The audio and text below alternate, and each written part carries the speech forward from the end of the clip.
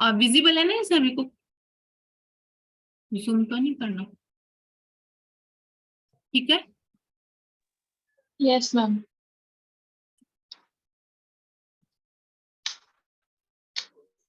ये पीडीएफ आ गई है क्या आप लोगों के पास अब या नहीं? हाँ मैम, मैम ने आज सेंड। अच्छा ठीक है, चलो तो इसमें फिर लिखना विखना नहीं है, इसी से पढ़ लेना, ठीक है? ये सब लिखा हुआ है ऑलरेडी, बस समझ लो चीजों को ना फटाफट। सबसे पहले सॉलिड वेस्ट होता क्या है, वही सॉलिड वेस्ट का मतलब है कि जिसके अंदर कोई भी लिक्विड या गैसियस वेस्ट को हम इंक्लूड नहीं करते, ठीक है? और वेस्ट की डेफिनेशन क्या, according to EPA, any substance which constitute a scrap material arising from application of any process का, अगर किसी भी चीज को हमने यूज किया है, ठीक है, अगर वो हमारे यूज में नहीं है तो उसको हम क्या बोलेंगे, वो हमारे लिए क्या है, वेस्ट ही है ना, ठीक है? अब देखो वेस्ट अलग अलग तरीके का होता है, बायोडिग्रेडेबल भी हो सकता है, नॉन बायोडिग्रेडेबल भी हो सकता है, ओके? अच्छा, म्युनिसिपल सॉलिड वेस्ट क्या होता है बताओ? जैसे जो भी हमारे रेजिडेंशियल एरिया, कमर्शियल, इंस्टीट्यूशनल और इंडस्ट्रियल सोर्सेज से निकलेगा वो होगा municipal solid waste, but it does not include such as waste from construction site, automobile bodies, municipal sludge, क्योंकि स्लज अलग होता है, ठीक है? और कंबशन ऐश, जो थर्मल पावर प्लांट से जो ऐश निकलती है वो भी क्या होता है, म्युनिसिपल सॉलिड वेस्ट नहीं होता है, ठीक है? उसके बाद देखो, अब की बार इस बार क्वेश्चन आया था ट्रैश की, कोई वो थी शायद ना, स्टेटमेंट दी थी ट्रैश क्या होता है, ठीक है? तो इनमें आपको डिफरेंस पता होना चाहिए कि सबसे पहले गार्बेज क्या चीज होती है। Garbage is any residue that resulting from preparation, cooking and serving of food, it include all sort of putrescible, putrescible का मतलब क्या है, that is biodegradable in nature, organic waste obtain from kitchen, hostel, hotels, restaurant, जहां पे भी या तो मतलब फूड प्रिपेयर किया जा रहा है या फिर सर्व किया जा रहा है, कुक किया जा रहा है, तो जो वहां से वेस्ट निकलता है that is called the garbage, ठीक है? और अब कैसा वेस्ट होगा ये, ज्यादातर बायोडिग्रेडेबल इन नेचर होगा ना, जो हमारे किचन से वेस्ट निकलता है that is biodegradable in nature, ठीक है? This term does not include waste from large food processing facilities such as canneries, packing plants and slaughter house. ये स्लॉटर वॉल हाउस है जहाँ पे एनिमल्स को काटते हैं ना, ये स्पेलिंग गलत लिखी है ना यहाँ पे, ठीक है बेटा? तो वहां से जो वेस्ट निकलेगा उसको हम गार्बेज नहीं बोलेंगे, गार्बेज का मतलब है जैसे किसी रेस्टोरेंट से, किचन होटल से जो निकलेगा, अगर कोई बड़ी इंडस्ट्री है, कैनरीज है जहाँ पे या फिर पैक होता है फूड, वहां से जो वेस्ट निकलता है that does not include in garbage. After that rubbish क्या होता है, rubbish it consist of all tin, cans, newspaper, tyre, packaging material, bottles, means इसके अंदर कंबस्टेबल और नॉन कंबस्टेबल दोनों चीजें आ जाएंगी, but rubbish does not include garbage, okay? Garbage हमारा क्या है, बायोडिग्रेडेबल इन नेचर है ना, ठीक है? और यहाँ पे हमारा कंबस्टेबल है, नॉन कंबस्टेबल, मीन्स की ज्यादातर यहाँ पे क्या है, नॉन बायोडिग्रेडेबल है ना, ठीक है? जैसे पैकेजिंग मटेरियल हो गया, बॉटल्स हो गई, they are non biodegradable in nature ना, but we can classify rubbish into combustible and non combustible, okay? उसके बाद है ट्रैश। ट्रैश क्या होता है, it is a combustible portion of rubbish. Rubbish जो हमने अभी ऊपर पढ़ा जिसके अंदर कंबस्टेबल और नॉन कंबस्टेबल दोनों होते हैं, उसमें से जो कंबस्टेबल पोर्शन होता है उसको हम बोलते हैं ट्रैश, ओके? गार्बेज तो अलग ही चीज है, गार्बेज को इस तरीके से समझो जो किचन से वेस्ट निकलता है, गीला वेस्ट जो होता है, ठीक है? उसके बाद है एश। एश क्या था, इनकम्बस्टेबल एशेस फ्रॉम हाउस होल्ड चूल्हा इज कॉल्ड द एश। राख पता है ना, जो राख क्या होती है, इनकम्बस्टेबल पोर्शन होता है ना, तभी तो वो जो बच गया वो इनकम्बस्टेबल ही है, ठीक है? उसको हम बोलते हैं एश। उसके बाद जनरेशन क्या होता है, it refers to the amount of कैसे हो रहा है, amount of material and product that enter the waste stream, जितना भी हम कोई भी मटेरियल या प्रोडक्ट जो भी वेस्ट स्ट्रीम में एंटर हो रहा है दैट इज अ जनरेशन, कि हम उतना जनरेट कर रहे हैं, ठीक है? मेटल रिकवरी क्या होता है बताओ?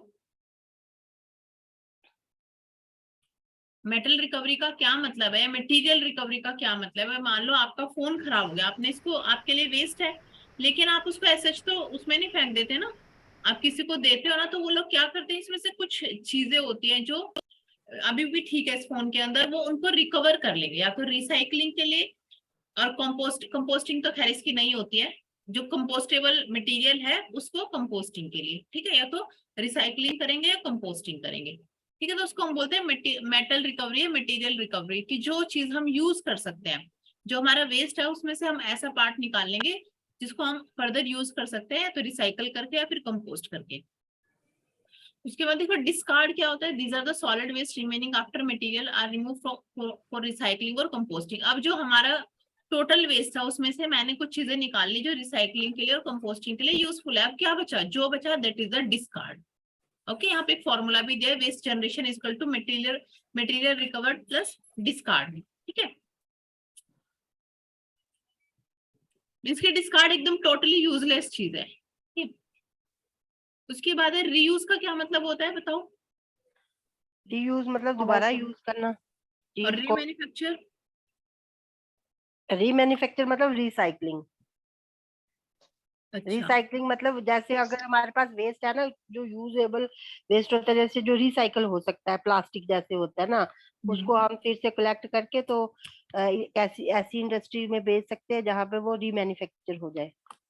अच्छा, क्या डिफरेंस होता है रीयूज और रिसाइकलिंग में। रीयूज रीयूज जो होता है ना मैम, वो हम जैसे मान लो अगर प्लास्टिक हमारे पास कोल्ड ड्रिंक की बॉटल है, तो उसको हम एज ए वाटर बॉटल भी यूज कर सकते हैं ना, उसमें पानी डालने के लिए, तो वो रीयूज हो गया। मैम विदाउट चेंजिंग मत इट फॉर्म। हाँ, तो रिसाइकल हो गया ना, रिसाइकल या क्या बोला आपने, वो रिसाइकल मतलब रीयूज और हाँ, रिसाइकलिंग। रीमैन्युफैक्चरिंग मतलब हमने चीज को कलेक्ट करना है, जो हम दोबारा उसको रीयूज नहीं कर सकते है ना, उसको सबको प्लास्टिक को इकट्ठा करके हमने जैसे एक किसी इंडस्ट्री में भेज दिया, तो वहां पे वो उसको दोबारा से मैन्युफैक्चर करेंगे, उसको ठीक उससे है, दोबारा रीयूज का मतलब है कि हम उसको सेम उसमें विदाउट एनी चेंज जिस पर्पस के लिए वो बनी हुई थी उसी पर्पस के लिए हम उसको यूज कर रहे हैं, बॉटल को मैसेज बार बार यूज कर रहे हैं। ठीक है, रीमैन्युफैक्चर का मतलब है कि हम उसको क्या करेंगे, उसको कलेक्ट करेंगे, उसके बाद उसको कंप्लीटली डिसेंबल करेंगे, क्लीन करेंगे, रिमूव करेंगे, मीन्स पूरी प्रोसेसिंग होगी उसकी, और उसको हम एक नया प्रोडक्ट बना देंगे। ठीक है, उसको हम बोलेंगे रीमैन्युफैक्चरिंग। रिसाइकलिंग का क्या मतलब होता है, देखो जब मान लो हमने अपने जो हमारा वेस्ट था उसमें से हमने जो चीजें रिकवर किया, कोई भी मटेरियल रिकवर किया है, तो उसको हम क्या करेंगे, रिप्रोसेसिंग करेंगे और उस मटेरियल को as a raw material use करेंगे फॉर न्यू एप्लीकेशन। हम उससे कुछ भी बना सकते हैं, ऐसा नहीं है कि बॉटल प्लास्टिक की बॉटल हमने क्या की, डिसेंबल की। ठीक है, उसको रिकवर किया हमने अपने वेस्ट से, उसकी रिप्रोसेसिंग की और उससे हम कुछ और भी बना सकते हैं ना, ऐसा जरूरी नहीं है कि उसी से उससे बॉटल ही बनेगी। That is called the recycling. अच्छा, तो लेकिन रीमैन्युफैक्चरिंग मतलब बॉटल से बॉटल ही बनेगी। हाँ, जो ओरिजिनल प्रोडक्ट था हमारा उसी तरीके का हमने प्रोडक्ट बनाया, लेकिन रिसाइकलिंग में उस प्रोडक्ट को हमने as a raw material use किया है फॉर कोई नया प्रोडक्ट बनाने के लिए। हाँ, उससे हम कुछ भी बना सकते हैं, और हाँ, क्योंकि ऐसा तो जरूरी नहीं है कि बॉटल को एक बार क्रश कर दिया तो उससे बॉटल ही बनेगी। ठीक है, ओके ओके ओके। उसके बाद है देखो अच्छा 4 R's क्या होते हैं सॉलिड वेस्ट मैनेजमेंट के, 4R। रिसाइकल, रीयूज, रिड्यूस, हाँ, रीयूज, रिसाइकल। कितने R होते हैं। वैसे 3 आवर्स तो मैम हमने पढ़े। हाँ 3 तो होते हैं, लेकिन आजकल और भी ज्यादा बढ़ रहे हैं ना, 3 तो बेसिक है ही। बताओ भैया, और कोई बताओ। मैम आई थिंक 7 आवर चला है ना अब तो। हाँ बताओ, न्यू जनरेशन बताओ फिर, जिनके टाइम में 3 थे उन्होंने 3 बता दी। Ma'am refuse, reduce, reuse, reduce, recycle, reuse, produce. Refuse, recycle, remanufacture, ये सारी चीजें R सब R है। ठीक है, जिससे भी हम मैनेज कर सकते हैं सॉलिड वेस्ट को, ठीक है, वो R है, 7R। ठीक है, अब देखो वेस्ट हायरार्की मीन्स कि हमें किस तरीके से वेस्ट को मैनेज करना है। अच्छा, यहाँ पे एक लिखा ना क्रेडल टू ग्रेव है, ग्रेवल नहीं है।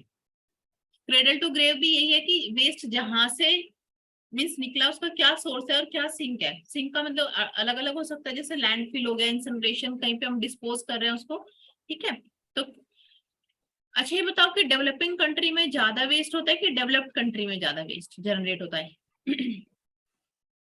मैम डेवलप में ज्यादा होता है। क्योंकि मैम वो यूज एंड थ्रो करते हैं ना, policy of use and throw. अच्छा, और कोई बताओ भाई। यस मैम, डेवलप में ज्यादा होता है। ठीक है, इंडिया में वेस्ट जनरेट कम होता है। मैम कम नहीं होता, जो बट वहाँ पे पैकेजिंग बहुत हर चीज की पैकेजिंग। हाँ ठीक है, वहां पे ज्यादा होता है, लेकिन वहां का दिखता इसलिए नहीं क्योंकि मैनेजमेंट सिस्टम अच्छा है ना। हाँ। हमारे यहाँ इतना नहीं होता है, बट वो दिखता ज्यादा है क्योंकि मैनेजमेंट इतना अच्छा नहीं है। ठीक है, रोड पे पड़ा होता है इस तरीके से, तो वो हमें लगता है कि ज्यादा वेस्ट जनरेट हो रहा है। अब देखो waste hierarchy, waste management hierarchy है, किस तरीके से है ये। देखो जैसे जैसे ये इन्वर्टेड पिरामिड की फॉर्म में बना हुआ है ना, तो ऊपर सबसे पहला स्टेप हमारा क्या होगा, source reduction and reuse. Means कि हमारे पास कोई वॉल्यूम ऑफ वेस्ट है, हमने कोई वेस्ट जनरेट किया है, हमारा पहला स्टेप मैनेजमेंट में सबसे पहला स्टेप क्या रहेगा कि हमें उसे सोर्स पे ही रिड्यूस करना है। ठीक है, कैसे हम रिड्यूस कर सकते हैं, सोर्स रिडक्शन कैसे हो सकता है बताओ।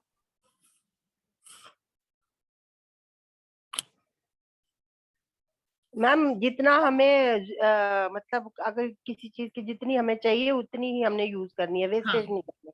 अगर ठीक हमें है, मतलब 5 kg अगर चीज चाहिए तो 5 ही हमने लेनी है, 10 नहीं हाँ लेनी।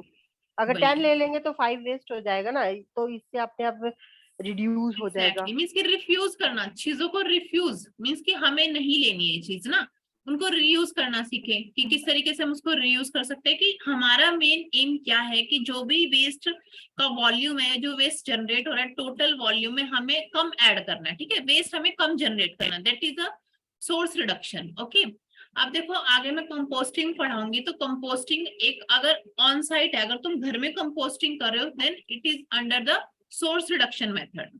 करते हैं ना घर में भी कंपोस्टिंग, हाँ जी मैम Yes, जैसे करते किचन हैं। वेस्ट से हम बना लेते हैं ना, और हाँ कंपोस्ट बना लेते हैं, उसको प्लांट्स में डाल देते हैं, तो वो हमारा क्या होगा, सोर्स रिडक्शन में आएगा। लेकिन अगर जो कंपोस्टिंग एक बड़े लेवल पे होती है, वो सोर्स रिडक्शन में नहीं आएगा, वो डिस्पोजल मेथड हो जाएगा। ओके, उसके बाद अगर मान लो हम सोर्स पे हमने रिडक्शन कर लिया जितना करना था, उसके बाद हम उस वेस्ट को कहीं बाहर भेजेंगे। ठीक है, जो बच गया जिसको हम रीयूज नहीं कर सकते, हमारे पास कोई ऑप्शन नहीं है, वो वेस्ट जनरेट होना ही है, तो उसके बाद हम कहाँ भेजेंगे उसको, रिसाइकलिंग के लिए। ठीक है, किस तरीके का वेस्ट जाएगा रिसाइकलिंग के लिए, नॉन बायोडिग्रेडेबल ना।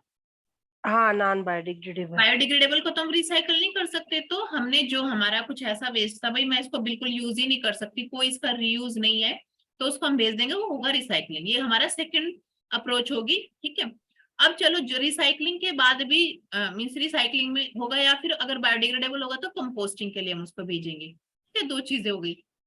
उसके बाद है अगर मान लो रिसाइकलिंग के बाद जो चीजें बची हमारे पास, भी रिसाइकलिंग हमने कर ली जितने की करनी थी, उसके बाद जो चीजें बची हम उसको भेजेंगे वेस्ट टू एनर्जी, कि हम उस वेस्ट से क्या बना दें, एनर्जी बना दें। एनर्जी बना दे। ठीक है, ये हम सारी चीजें डिटेल में पढ़ेंगे। और लास्ट ऑप्शन हमारे पास जब कोई ऑप्शन नहीं बचेगा तो वो होगा डिस्पोजल। उसका लैंडफिल हो सकता है, लैंडफिल। इंसिनरेशन हो सकता है, कंपोस्टिंग हो सकता है, pyrolysis, an number of methods है, वो सारे मेथड हम डिटेल में डिस्कस करेंगे। ओके, उसके बाद है इंटीग्रेटेड सॉलिड वेस्ट मैनेजमेंट का क्या मतलब है। इंटीग्रेटेड का यही मतलब है कि हम सारे जो मेथड्स हैं उनको एक साथ इंटीग्रेट, टेक्नोलॉजी का यूज करके, ठीक है, इंटीग्रेशन करें अपने सॉलिड वेस्ट को मैनेज करने के लिए। अब देखो इसमें क्या है, सोर्स रिडक्शन कैसे कैसे हम कर सकते हैं, reduce toxicity, less packaging, product reuse, green product design strategy, कि हम ऐसा प्रोडक्ट बनाएं, मीन्स ऐसा ही प्रोडक्ट हम यूज करें जो ग्रीन डिजाइनिंग हो, मीन्स की एनवायरमेंट फ्रेंडली हो। ठीक है, ऐसे प्रोडक्ट हम यूज करें जिनकी लाइफ ज्यादा हो, है ना। ऐसा ना हो कि तभी बोलते हैं ना कि एक बार महंगी चीज खरीद लो तो वो काफी टाइम चलेगी, है ना, और सस्ती चीज खरीदोगे तो तुम वेस्ट ज्यादा जनरेट करोगे ना। तो जिसकी Yes, लाइफ ma'am. ज्यादा हो, इस तरीके का प्रोडक्ट हम यूज करके सोर्स पे रिडक्शन कर सकते हैं। ओके,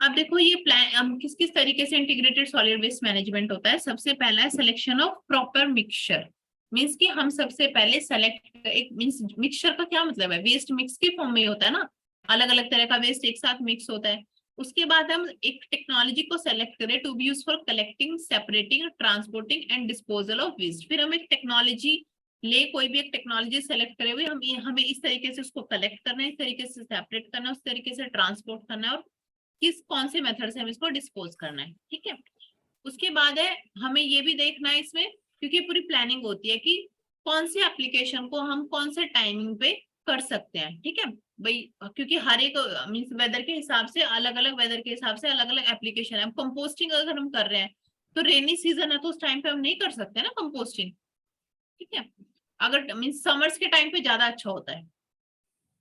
उसके बाद है monitoring and evaluation of integrated solid waste, कि हमें उसकी मॉनिटरिंग करनी है कि सही चल रहा है नहीं चल रहा है, ठीक है। अब देखो एक बार ये भी क्वेश्चन आया था, आपको ये एरो दिखता होगा ना बना हुआ, तो ये एरो आप लोग इसी तरीके से, अगर ऐसा है ये व्हाइट कलर का जो है ये रिसाइकलेबल के लिए है, और ये दोनों जो डार्क कलर में है ये रिसाइकल्ड, और ये भी रिसाइकल्ड, अगर ये सर्कल के अंदर है, ठीक है। रिसाइकलेबल और रिसाइकल्ड में क्या डिफरेंस है? मैम बताओ कौन बोला? दीक्षा से अलग। मैम रिसाइकल्ड होता है जिसका रिसाइकल हो चुका है। मैम रिसाइकलेबल होगा कि जिसके मतलब दैट कैन बी रिसाइकल्ड, जिसके चांसेस है कि इट हाँ, कैन। जिसको हम रिसाइकल कर सकते हैं, है ना भाई, एक कोई भी एक प्रोडक्ट है तो ये रिसाइकलेबल इन नेचर, इसकी रिसाइकलिंग आप कर सकते हो, ठीक है। Yes ma'am. उसके बाद में देखो कुछ मेटल्स हैं और उनके कुछ सोर्सेज है, क्योंकि एक बार क्वेश्चन आया हुआ है वुड प्रिजर्वेटिव में कौन कौन से हेवी मेटल्स प्रेजेंट होते हैं। अगर ये आप इसी बार आया है मैम ये वाला क्वेश्चन। इसी बार था, देखो अभी जितना हाँ। हमने पढ़ा है ना इससे कई सारे क्वेश्चन, ये ट्रैश वाले से भी क्वेश्चन है ना। हाँ State मैम में। ये लास्ट वाले से था, लैंडफिल वाले से। नहीं, लैंडफिल वाले से भी सैनिटरी और सिक्योर लैंडफिल जो पूछा है, हाँ ये भी है क्वेश्चन ना, तुम देखो ध्यान से कि वो दो शायद कोई स्टेटमेंट दी हुई है ट्रैश के बारे में, वहां पे कुछ लिखा हुआ है, इसी बार आया है वो क्वेश्चन, ढूंढ लो, क्लास में डिस्कस करेंगे, अगर मिल जाए तो बताना, ठीक है। और इससे जो इसमें होता है ना 2022 में, वो यहाँ से आया था, वेस्ट हायरार्की से भी क्वेश्चन आया हुआ है, ठीक है बेटा। हाँ, क्या कर रहे थे हम, वहां चले गए।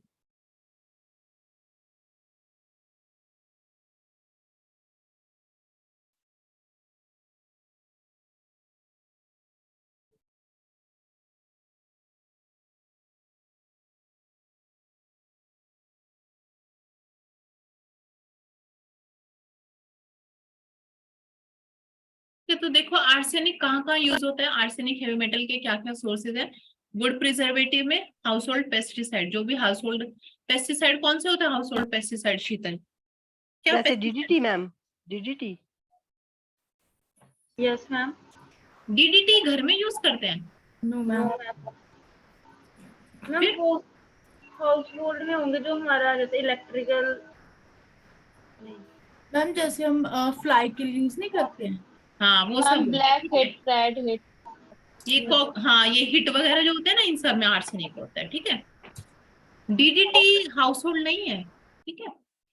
फिर है कैडमियम, कैडमियम कहाँ कहाँ से रिलीज होता है? निकल कैडमियम बैटरी सुना है, पिगमेंट्स इन प्लास्टिक जो किचन वेयर्स होते हैं ना, कलर्ड प्रिंटिंग इंक्स जो मैगजीन में से। मैम ये नोट्स मिल जाएंगे?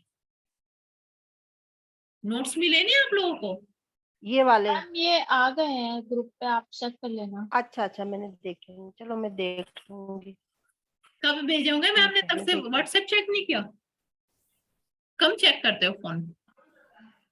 मैम करते तो हैं मगर एक मिनट में। अच्छा हाँ ठीक देख है, लो। हाँ है। हाँ ये यही नोट्स मिलेंगे आपको, अच्छा ये मेरा ऑफलाइन में पढ़ाया हुआ है, ठीक है। ठीक ठीक। तो कैडमियम देखो, निकल कैडमियम बैटरीज होगी, पिगमेंट्स इन प्लास्टिक, जो प्लास्टिक के अंदर पिगमेंट होता है, जो हम मीन्स कोई भी प्लास्टिक की चीज जो किचन वेयर में हम यूज करते हैं, इसलिए मना करते हैं ना कि प्लास्टिक नहीं यूज करना चाहिए, गर्म चीज तो बिल्कुल नहीं डालनी चाहिए उसमें ना, ठीक है। उसके बाद है कलर्ड प्रिंटिंग इंक, जो मैगजीन वगैरह में जो वो होते हैं ना इंक यूज होते हैं, उसके अंदर भी कैडमियम होता है। इनेमल, इनेमल होता है ना, नेल पेंट्स में भी होता है ना, नेल इनेमल लिखा होता है उसके ऊपर। उसके बाद है लेड के क्या क्या सोर्सेज है, ऑटोमोबाइल बैटरीज, पिगमेंट्स और स्टेबलाइजर्स इन प्लास्टिक्स, है ना, स्टेबलाइजर की तरह यूज करते हैं। And plumbing, electronics and food cans. Mercury, mercury पता है, बैटरी, फ्लोरोसेंट लैंप और पेंट, इन सबसे आता है। जिंक कहाँ से आता है? Flash light batteries, rubber product, tyre वगैरह से आते हैं, ठीक है। उसके बाद है देखो physical property of municipal solid waste, सबसे पहली है स्पेसिफिक डेंसिटी। डेंसिटी क्या होती है? Weight of material per volume, ठीक है, KG per metre cube. It depends on the geographic location, season of year, and length and time of storage. Generally, we use it for uncompacted waste. Compacted और uncompacted का मतलब पता है? Compacted वो हो जाता है जिसके अंदर से हम क्या प्रोसेसिंग करके उसको कॉम्पैक्ट फॉर्म में कर लेते हैं, जिससे ट्रांसपोर्टेशन इजी होता है, ठीक है, अब देखो यहाँ पे कुछ कुछ स्पेसिफिक डेंसिटी गिवन है। अगर हमारा लूज म्युनिसिपल सॉलिड वेस्ट है, कोई प्रोसेसिंग नहीं हुई है, तो उसकी कितनी डेंसिटी होगी? 90 to 150। इन कॉम्पैक्शन ट्रक, जो हमारा कॉम्पैक्शन ट्रक है उसके अंदर कितनी होगी? 355 to 530। ठीक है, बेल्ड MSW, बेल्ड का भी मतलब ये होता है रिप्रोसेसिंग करके ना उसको ऐसे बेल्ड कर देते हैं, मींस इस तरीके से रोल रोल करके। ठीक है, तो उसकी कितनी होगी? 710 to 825। उसके बाद म्युनिसिपल सॉलिड वेस्ट इन लैंडफिल विदाउट कवर, वो वाली लैंडफिल जिसके ऊपर कवर हमने नहीं डाला है, तो उसकी कितनी होगी? 450 to 740। तो अब तुम्हें यहाँ से क्या समझ आता है? डेंसिटी किसकी ज्यादा है? लूज वाले की ज्यादा है कि जो कॉम्पैक्ट फॉर्म है उसकी ज्यादा है? जो कॉम्पैक्ट नहीं, लूज वाले की ज्यादा। कॉम्पैक्ट फॉर्म में चाहिए। कॉम्पैक्ट वाले की ज्यादा है ना? compact- देखो ये compact बेल्ट, form। ये तो और भी ज्यादा कॉम्पैक्टेड है। Yes ma'am.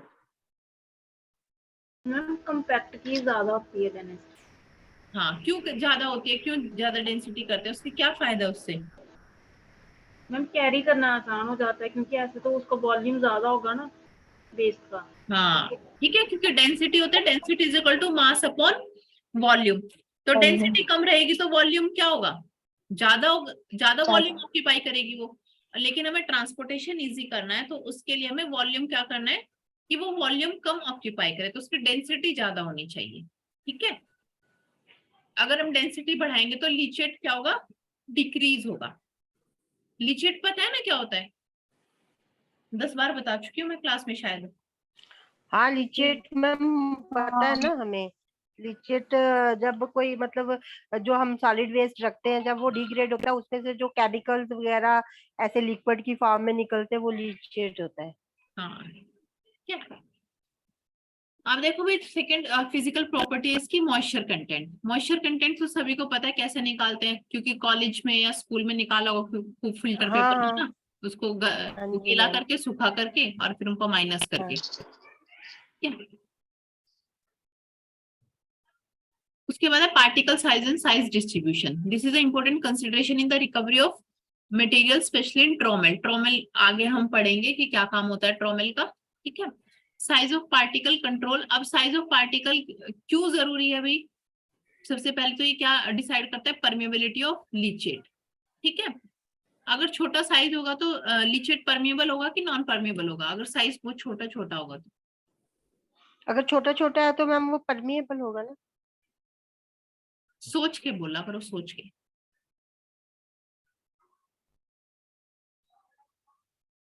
बताओ शीतल।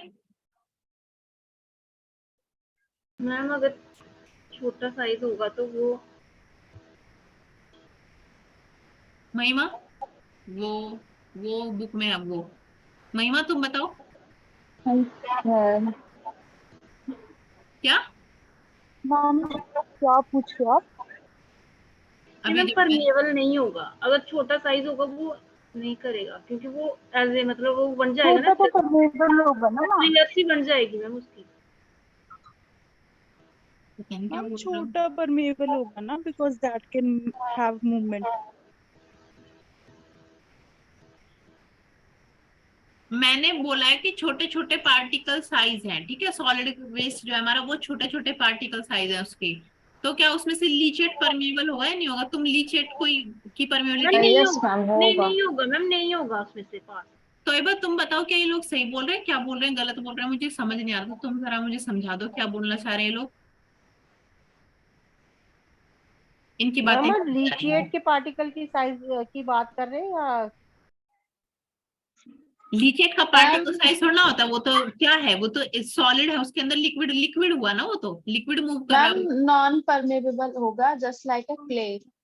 हाँ ठीक है, क्योंकि क्ले में देखो जब छोटे छोटे पार्टिकल होते हैं तो उसके अंदर जो पानी है क्या वो पर्कुलेट कर पाता है? नहीं कर पाता ना। परमेबल इम्परमेबल होता है, वो पोरोसिटी ज्यादा होती है, पानी को तो बहुत सोख लेता है अपने अंदर, लेकिन उसको मूव नहीं करने देता। ठीक है, तो इसीलिए इसमें भी सॉलिड वेस्ट में भी पार्टिकल साइज बहुत जरूरी है हमारे लिए, क्योंकि वो डिसाइड करता है। अगर तुमने बहुत बड़ा बड़ा मीन सॉलिड वेस्ट रखा तो तुमने क्या होगा, तुम उसको जैसे जैसे कैरी करोगे तो सारा लिक्विड नीचे बहता हुआ चला जाएगा, ठीक है। अनहाइजेनिक इन नेचर है, उसको ट्रांसपोर्टेशन करना उसका बड़ा मुश्किल हो जाएगा, इसीलिए उसको पहले छोटे साइज में तोड़ लिया जाता है, जो भी सॉलिड वेस्ट में जनरेट किया, और उसको ट्रांसपोर्ट। दीक्षा दीक्षा म्यूट, ठीक है। अब उसके बाद है field capacity, total amount of moisture that can be retain in a waste sample subject to the downward pull of gravity. Field capacity सभी को पता है क्या होती है। उसके बाद है chemical property of municipal solid waste. Chemical property means उसके अंदर लिपिड्स होते हैं, कार्बोहाइड्रेट्स होते हैं, प्रोटीन्स होंगे ना, ये सारी चीजें, नेचुरल फाइबर्स होंगे, उसकी हीटिंग वैल्यू होगी, ठीक है। उसके बाद है प्रॉक्सिमेट और अल्टीमेट से भी क्वेश्चन आया शायद इस बार ना। यस मैम आया था। क्या क्वेश्चन है बताना। मैम उसमें एक टेस्ट किया था सल्फर करके, जो अलग से था, बाकी 3-4 वो थे। हाँ, क्या क्वेश्चन बताओ। हमें वो ढूंढना पड़ेगा। अच्छा, ढूंढ लो, ठीक है। देखो, प्रॉक्सिमेट एनालिसिस में हम कौन कौन से पैरामीटर का एनालिसिस करते हैं, moisture, volatile combustible metal, fixed carbon and एशिड। ये याद रखना कि हम किस चीज का एनालिसिस करते हैं। अल्टीमेट में हम क्या करते हैं, जो भी इसके अंदर कार्बन, हाइड्रोजन, ऑक्सीजन, एलिमेंटल, जो भी एलिमेंट्स प्रेजेंट होते हैं ना, वो सारे हम अल्टीमेट में करते हैं, ठीक है। हाँ मैम मिल गया ये। हाँ, बताओ। प्रॉक्सिमेट एनालिसिस से पूछा था, can not be determine under the proximate analysis, है ना, तो सल्फर उसका आंसर था। और ये ऐश ना यहाँ पे नहीं आएगा, उस पे आएगा प्रॉक्सिमेट में, ठीक है।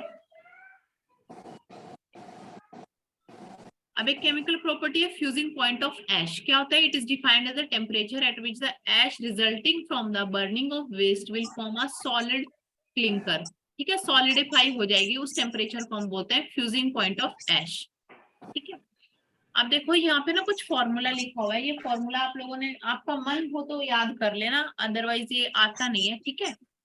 एनर्जी डिस्कार्डेड का फॉर्मूला है ये, जो यहाँ पे पी आई दिया, that is a mass percent, और ये है एनर्जी कंटेंट किसी भी चीज का। तो वहां से तुम एनर्जी डिस्कार्डेड निकाल सकते हो, एनर्जी कंटेंट निकाल सकते हो किसी भी सॉलिड वेस्ट का, ठीक है। उसके बाद आती है बायोलॉजिकल प्रॉपर्टीज। क्या क्या होंगी, वॉलेटाइल सॉलिड। अब देखो, बायोलॉजिकल प्रॉपर्टी किसी भी सॉलिड वेस्ट के हम किस तरीके से मेजर करते हैं कि उसके अंदर कितने वॉलेटाइल सॉलिड्स प्रेजेंट है, ठीक है, कितना वॉलेटाइल सॉलिड प्रेजेंट है। लेकिन ये जो the use of volatile solid in describing the biodegradability of organic fraction of the municipal solid waste is misleading.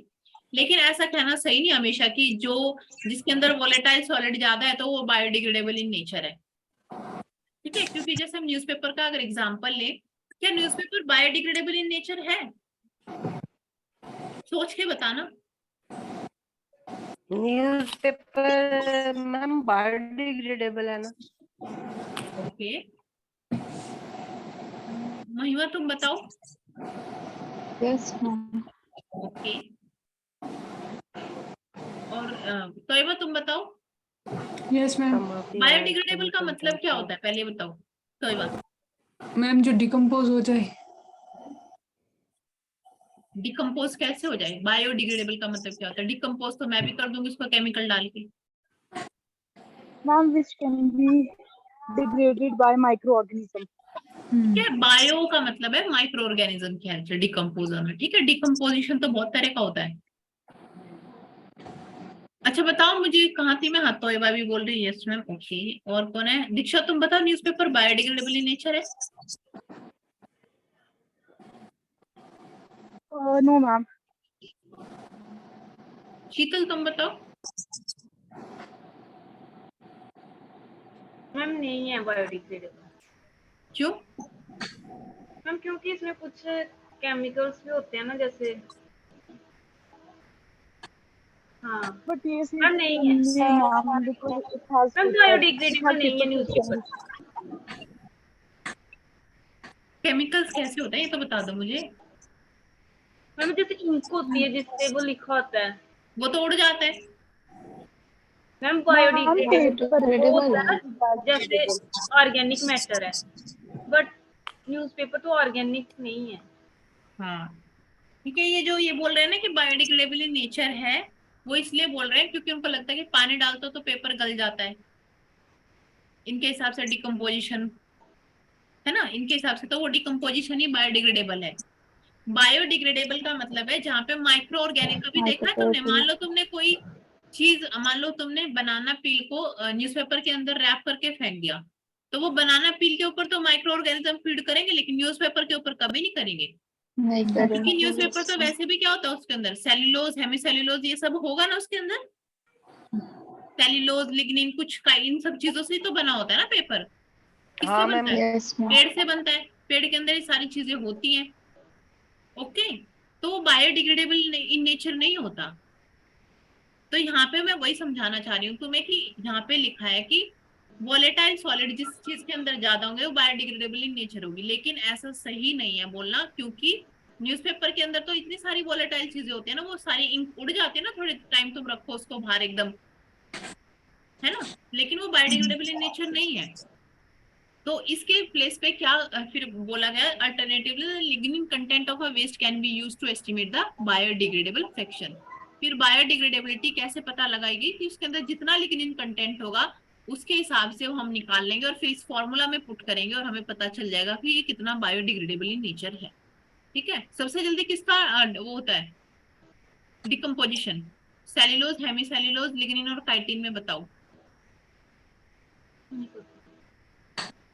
Cellulose, hemicellulose, lignin and chitin, ma'am बताओ सबसे भाई। फास्ट तो हनी का होता है हम्म, मैम, हनी का। हनी। ठीक है, उसके बाद सेल्यूलोज, फिर लिग्निन एंड फिर काइटिन, है ना, काइटिन का बहुत लेट होता है, मीन्स वो तो रेजिस्टेंट ही होता है। उसके बाद है determination of solid waste composition, कि सॉलिड वेस्ट तो तुम्हारे पास है, तुमने अगर उसका एनालिसिस करना है तो तुम्हारे पास कुछ सैंपल होना चाहिए ना, तभी तो उसका एनालिसिस कर पाओगे ना तुम।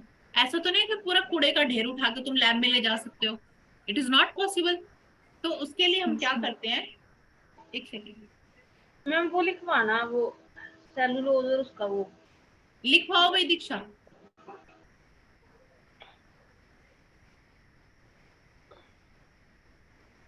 Ma'am hemicellulose, cellulose, lignin and chitin.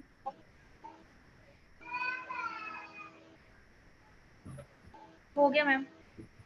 अच्छा शीतल, वो नहीं पढ़ा, सॉइल नहीं पढ़ा, सॉइल में करवाया था मैंने ये। मैम बुकलेट में है ये।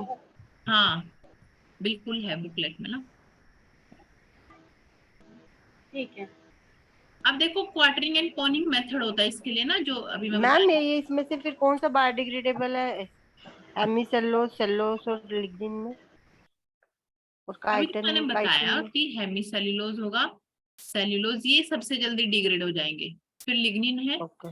और फिर काइटिन। ये बुकलेट में ना दिया हुआ है, जो आपके पास भी है छान मैम बुकलेट। अच्छा अच्छा ठीक है। खोलते नहीं हो आप लोग उसको?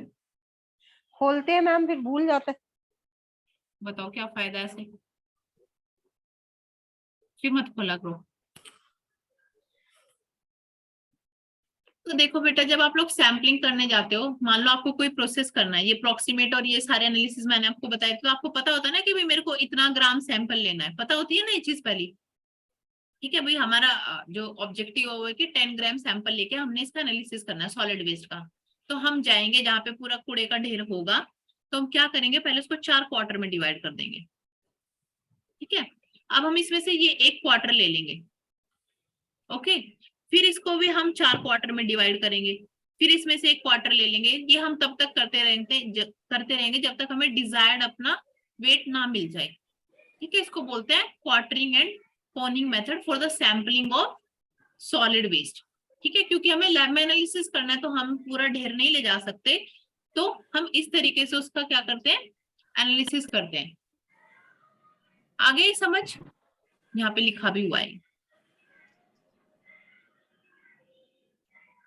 ठीक है बच्चों, यस। पता नहीं क्या बोर्ड से हो जाता है, तुम लोगों को लिखवाते रहो तो एक्टिव रहते हो तुम ना, हाथ चलते रहे तुम्हारे तो। नहीं मैम ऐसे ठीक है। ठीक है ऐसे। हाँ मैम आ रहा है समझ। चलो अब क्वार्टरिंग एंड कैनिंग मेथड हो गया। कॉनिंग है, कॉनिंग, अच्छा कोनिंग है। ठीक। ठीक है। Collection is most costly method.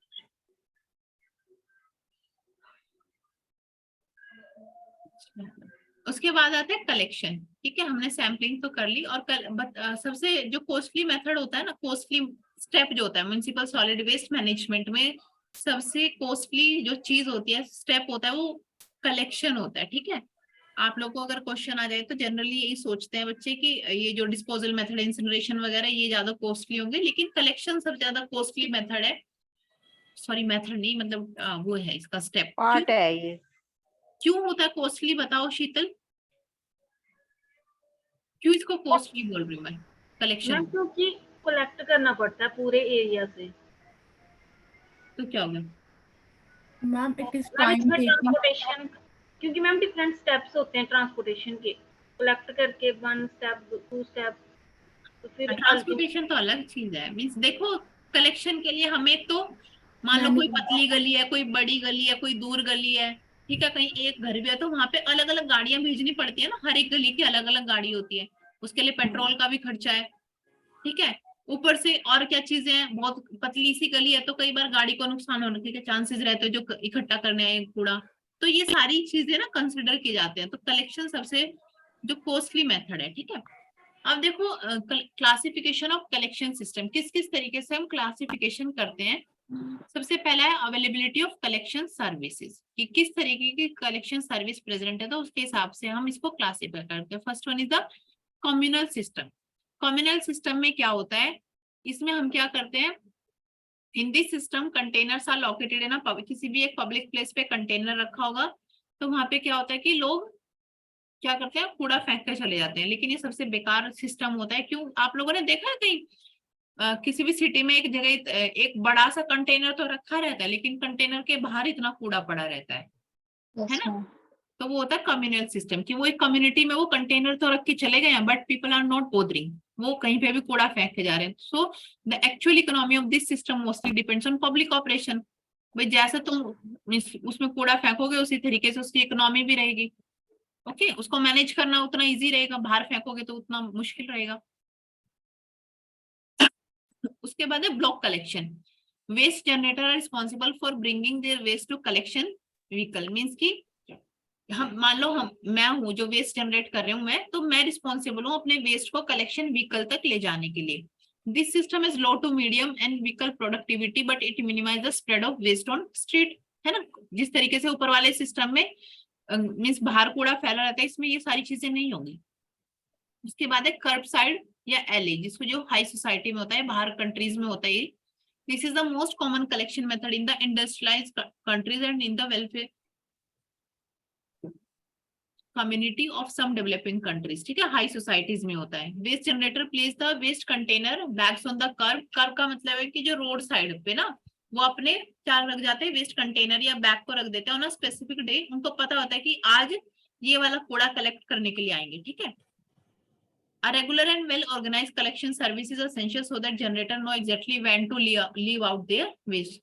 ये नहीं कि मतलब कोई टाइम ही नहीं है, किसी भी टाइम कूड़े की गाड़ी आ रही है, वहां पे एक स्पेसिफिक डे स्पेसिफिक टाइम होता है। ठीक है, और गाड़ी आती है और खुद वहां से कूड़ा उठा के ले जाती है, वो बाहर रखना होता है बस।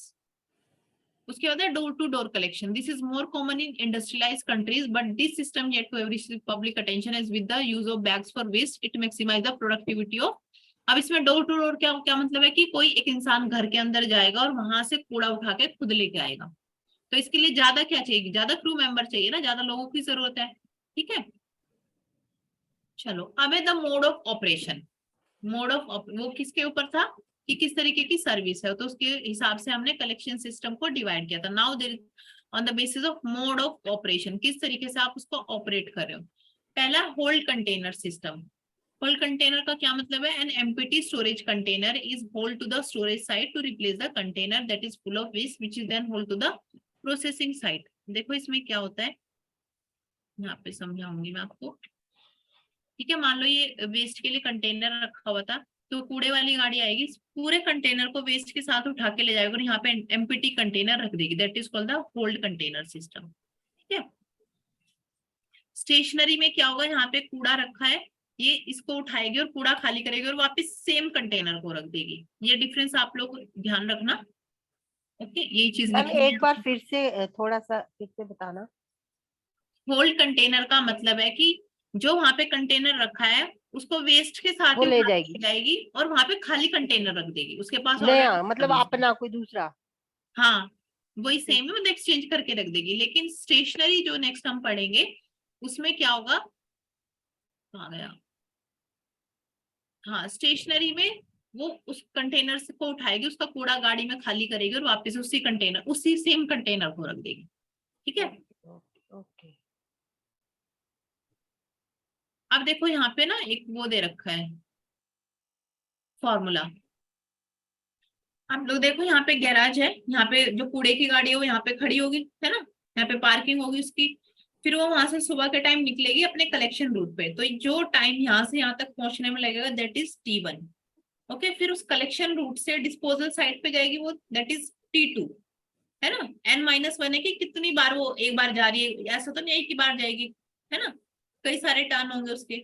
उसके बाद है डिस्पोजल साइट से फिर रात को वो पार्किंग हो जाएगी गैराज में जाके, तो कितना टाइम लगेगा, दैट इज T3। ये TD कितना है कि उसको डिस्पोज करने में भी कुछ टाइम लगेगा ना, जब वो कूड़े को डिस्पोज कर रही होगी।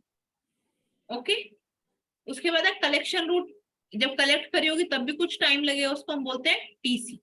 ठीक है, तो ये सारे टाइम आप किस चीज के लिए यूज होंगे, ये टोटल टाइम निकालने के लिए कि एक दिन में कितना पूरा टोटल टाइम लगा आपको पूरा गार्बेज या पूरा सॉरी वेस्ट इकट्ठा करने के लिए। ठीक है, यहाँ पे ये सारी चीजें दे रखी है और ये क्वेश्चन भी बहुत इजी है, एक बार इसको ट्राई करना खुद से। ये देखने में बहुत बड़ा लग रहा है, आता नहीं है यहाँ से क्वेश्चन, कभी नहीं आया, बट स्टिल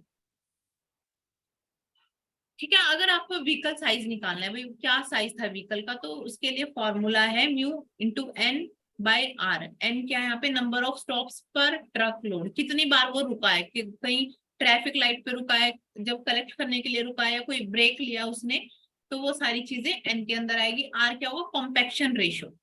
ठीक है, और न्यू क्या होगा, average volume of refuse at each collection point. ये भी याद करना चाहो तो कर लेना, आप लोगों की इच्छा है। ठीक है,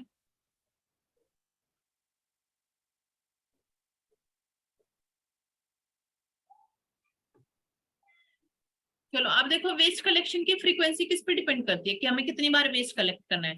एक तो क्वांटिटी ऑफ वेस्ट, भाई ज्यादा वेस्ट जनरेट कर रहे होंगे तो दिन में 2 बार इकट्ठा करने के लिए आना पड़ेगा। ठीक है, रेट ऑफ जनरेशन, वही कैरेक्टरिस्टिक ऑफ वेस्ट, किस तरीके का वेस्ट है ना, अगर मीन्स ऐसा है कि हजार्डस वेस्ट है, कुछ भी इस तरीके का वेस्ट है तो उसको जल्दी से कलेक्ट करना पड़ेगा। क्लाइमेट पे डिपेंड करता है, density and type of housing, ज्यादा मीन्स ज्यादा कंजेस्टेड सोसाइटी है तो वहां पे ज्यादा बार जाना पड़ेगा। तो फ्रीक्वेंसी वेस्ट कलेक्शन किस पे डिपेंड करती है। ठीक है, size and type of storage facility and attitude of generators. Attitude of generator में क्या है, कई बार कूड़े वाले वहां नहीं जाते, कोई लड़ जाए इनसे, लड़ाई कर लेते हैं ना लोग गली में, तो उनके ऊपर भी डिपेंड करता है कि वो कितनी बार वहां पे जाएंगे, वो 4-4 दिन तक फिर आते ही नहीं है। ठीक है, ये पूरा उसका समरी है ऊपर जो पढ़ाया ना मैंने, ये चारों सिस्टम्स को क्या किया हुआ, कंपेयर किया है on the basis of different parameters.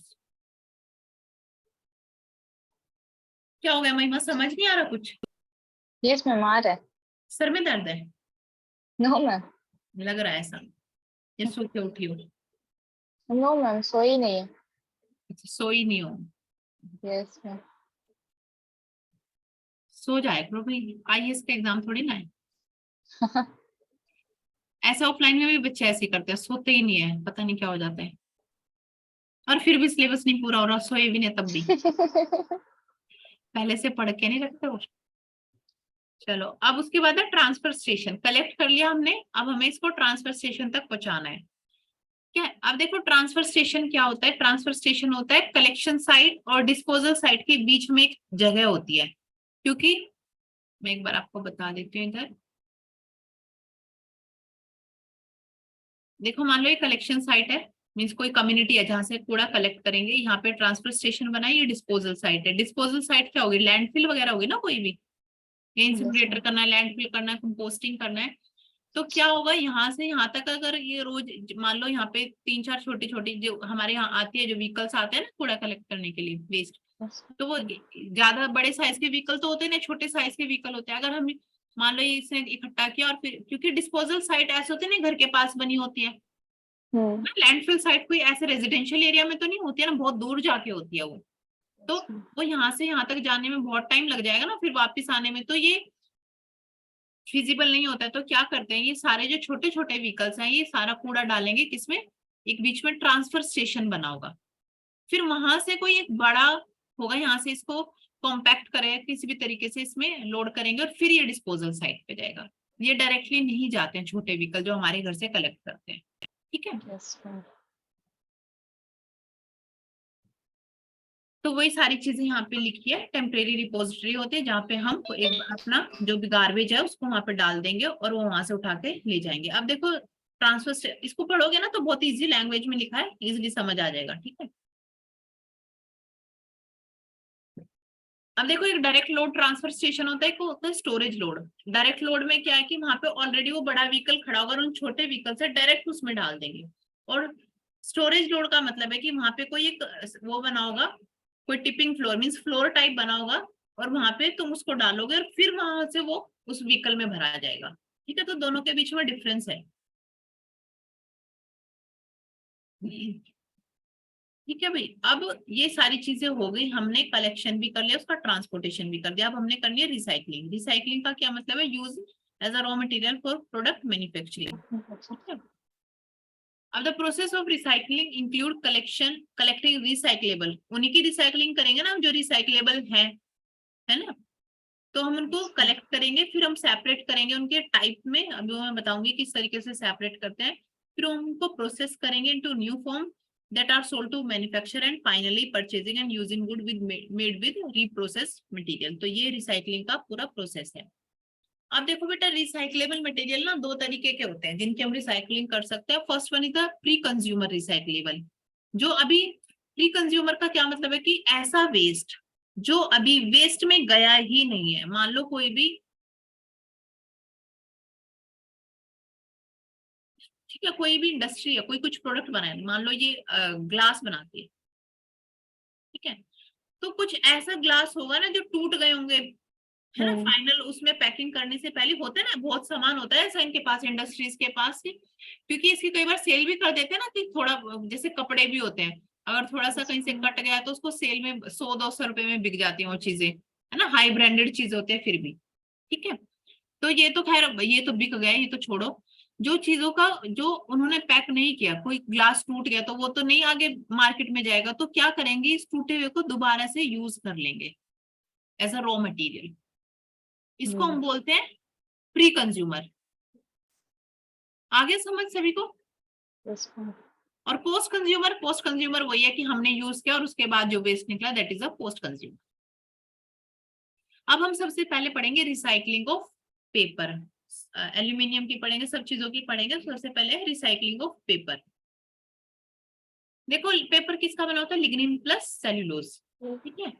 The BOD value of wastewater effluent discharged from paper mill is approximately 25 mg per liter, which is far below the values of 150 mg per liter for agro-based paper mill and 100 mg per liter for wood-based paper plant, ठीक है। समझ आया क्या? जो हमारा paper जो plant से बना है या वुड से बना है उसकी बीओडी, जो उसके अंदर उसका जो पानी निकलता है उसके अंदर बीओडी ज्यादा होती है, ज्यादा पॉल्यूटेड है वो वाटर एज कंपेयर टू जो हमने रिसाइक्लेबल पेपर बनाया है उसमें बीओडी कम होती है, ठीक है। तो इसका रिसाइकलिंग का ना पूरा प्रोसेस तो तुम्हें नहीं पढ़ना है, ठीक है।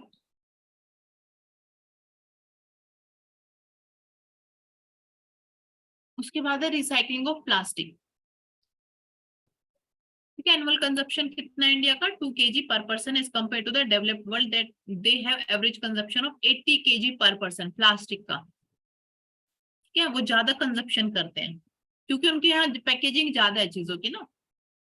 उसके बाद है प्लास्टिक क्या होता है, consist of wide variety of resins और polymers with different characteristic and use. जो प्लास्टिक होता है ना वो डिफरेंट डिफरेंट रेजिन्स का बना होता है। They are used by converting basic hydrocarbons such as methane and ethane into long chain polymer बनाने हैं ना, हमने मोनोमर से पॉलीमर बनाने हैं, ठीक है। उसके बाद है plastics are categorised on the basis of their behaviour, they were heated, ठीक है। अब मैंने शायद कल भी हम बात कर रहे थे ना थर्मोप्लास्ट और थर्मोसेट की, किस चीज पे, किस बेसिस पे हमने इनको डिवाइड किया, on the basis of their behaviour when they are heated, ठीक है। देखो थर्मोप्लास्ट क्या होते हैं, which can be remelted and remolded into new product and roughly they are 80%. जो टोटल प्लास्टिक है उसमें 80% हमारा प्लास्टिक थर्मोप्लास्टिक इन नेचर है। ओके, एंड थर्मोसेट क्या है, which is non recyclable, means कि अगर हम उसको हीट करेंगे तो पहले डिकम्पोज हो जाएगा, तो उसको रिसाइकल कर ही नहीं सकते, क्योंकि रिसाइकल करने के लिए हीट तो करना पड़ेगा ना।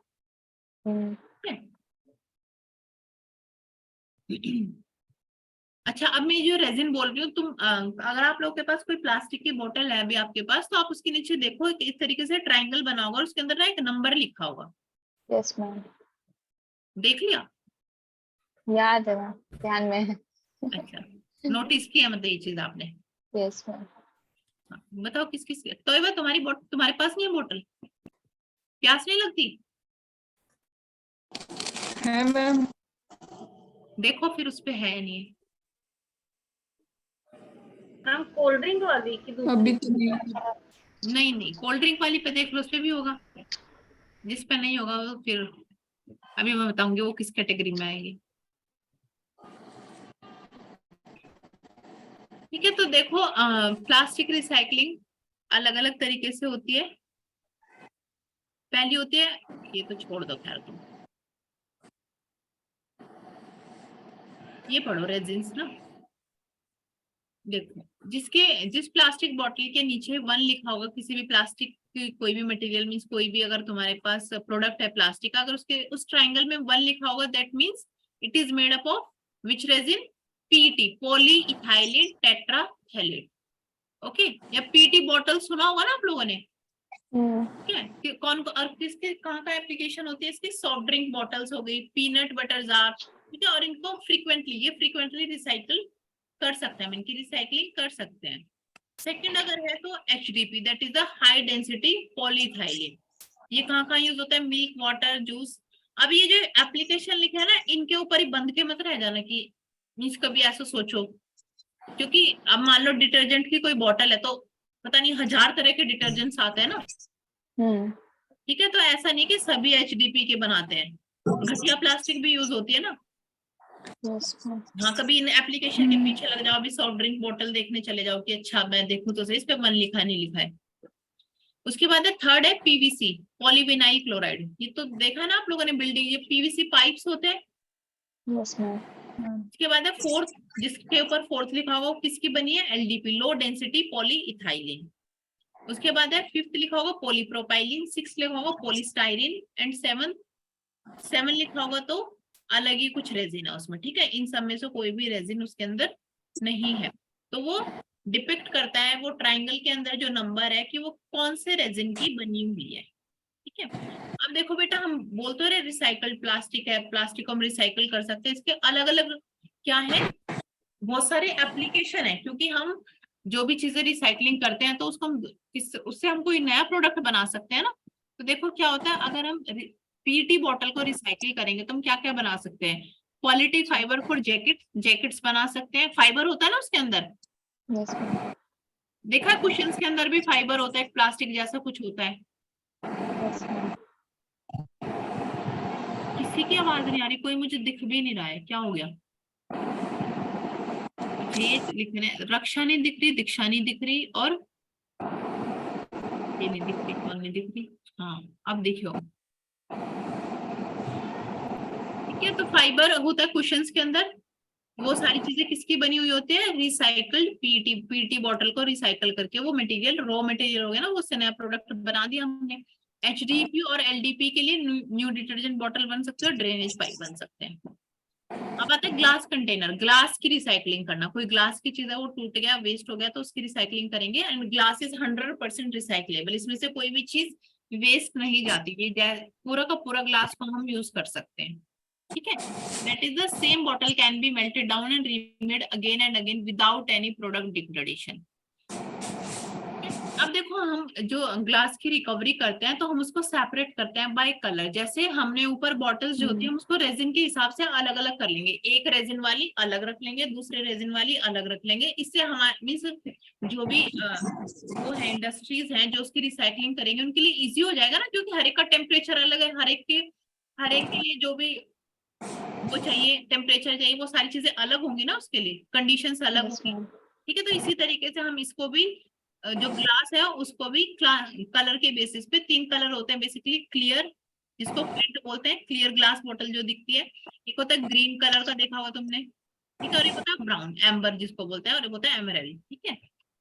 The glass material need to be separated by color as well as need to use care to prevent bottle breakage during collection, ठीक है। तो हमें बहुत मीन्स जो भी इसको कलेक्ट करते हैं उनको बहुत प्रॉपर वो रखना पड़ता है जिससे कि वो ब्रेक होके आपस में मिक्स ना हो जाए, क्योंकि वो आगे प्रॉब्लम क्रिएट कर देंगे फिर, ठीक है। Now once recovered glass have been separated by color, तो उसके बाद क्या करते हैं, उसके ऊपर से मेटल रिंग्स और कैप्स को रिमूव किया जाता है and it needs to be crushed into small pieces called cullets, ठीक है। उसको फिर स्मॉल स्मॉल पीसेस में क्रश कर दिया जाता है जिसको कलेट्स बोलते हैं। When the significant quantity of this cullet is accumulated, they are shipped to the container manufacturers to be remade into new glass bottle and jars. ये वो कलेट्स, कलेट क्या होता है, बहुत छोटे छोटे पीसेस ग्लास के। Not all cullet is remade into container. अब ये नहीं है कि सारा का सारा जो कलेट इकट्ठा हुआ है, जो ग्लास का पीसेस इकट्ठे हुए हैं उसको हम नई कंटेनर में कर देंगे। कुछ को हम क्या करते हैं, एस्फाल्ट के साथ मिक्स कर देते हैं और रोड मेकिंग में हेल्प करता है वो, उसको ग्लास फाल्ट बोलते हैं, ठीक है। तो ग्लास का हम यूज कर सकते हैं किसमें,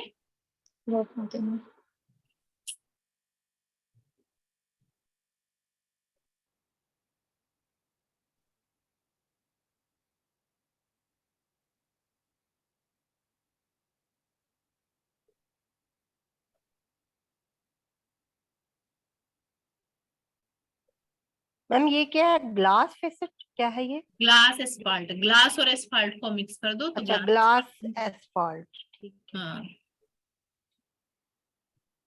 वो स्पेलिंग में थोड़ी गड़बड़ है, तुम्हारे जैसे बच्चे थे तो हो जाती है गड़बड़। चलो फिर एल्यूमिनियम रिसाइकलिंग, एल्यूमिनियम की रिसाइकलिंग करेंगे। सबसे ज्यादा वैल्यूएबल चीज होती है एल्यूमिनियम वेस्ट के अंदर, ठीक है। The most valuable collectible in a municipal recycling program is aluminum cans. A ton of aluminum is typically worth 10 times as much as ton of PT or HDP, and it generates on the order of 20 times as much as revenue per ton of glass, steel cans और newspaper. उनसे 20 times ज्यादा revenue देता है, इतना महंगा बिकता है ये। पता है ना, एल्यूमिनियम तो बिकता ही बहुत महंगा है, ठीक है। महिमा हाँ या ना करो, मेरे को तुम ही दिख रही हो स्क्रीन पे। Yes ma'am. ठीक है, क्योंकि ऐसा चेंज होता रहता है, कोई कोई ऊपर दिखता है, कोई नहीं दिखता है। तभी मुझे तुम्हारी शक्ल दिख रही है, तब से बड़ी ऐसे बैठी हो परेशान सी, क्या हो गया? सब ठीक है घर पे? यस मैम, बिल्कुल ठीक है। इसके बाद the recycled aluminium uses only 2 to 3% of energy required to make new aluminium from bauxite ore. जो हम नया एल्यूमिनियम का और क्या होता है, बॉक्साइट होता है ना, तो बॉक्साइट से जो हम एल्यूमिनियम बनाते हैं उसकी खाली 2 to 3% एनर्जी लगती है रिसाइकल्ड एल्यूमिनियम को यूज करने के लिए, ठीक है। तो इसलिए भी ये ज्यादा वर्थ है। Now the production of new aluminium from the bauxite और इज कॉल्ड बेयर्स प्रोसेस। इसको तो छोड़ दो। अब है मटेरियल रिकवरी फैसिलिटी। अब जो हमारा मटेरियल यूज का है उसको हम बोलते हैं मटेरियल रिकवरी फैसिलिटी, जहाँ पे ये सारा काम चलता है, क्या।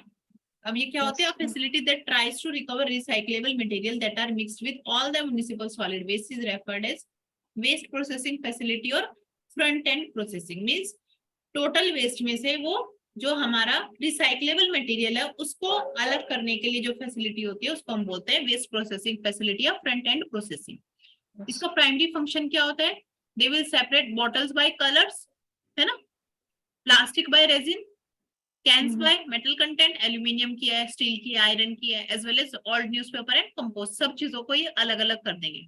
Now the second function of them is to densify the separated material so that they can be more easily ship to the end user. उनका डेंसिटी इंक्रीज कर देंगे, ठीक है। Aluminium cans and aluminum food trays separated by the eddy current separator।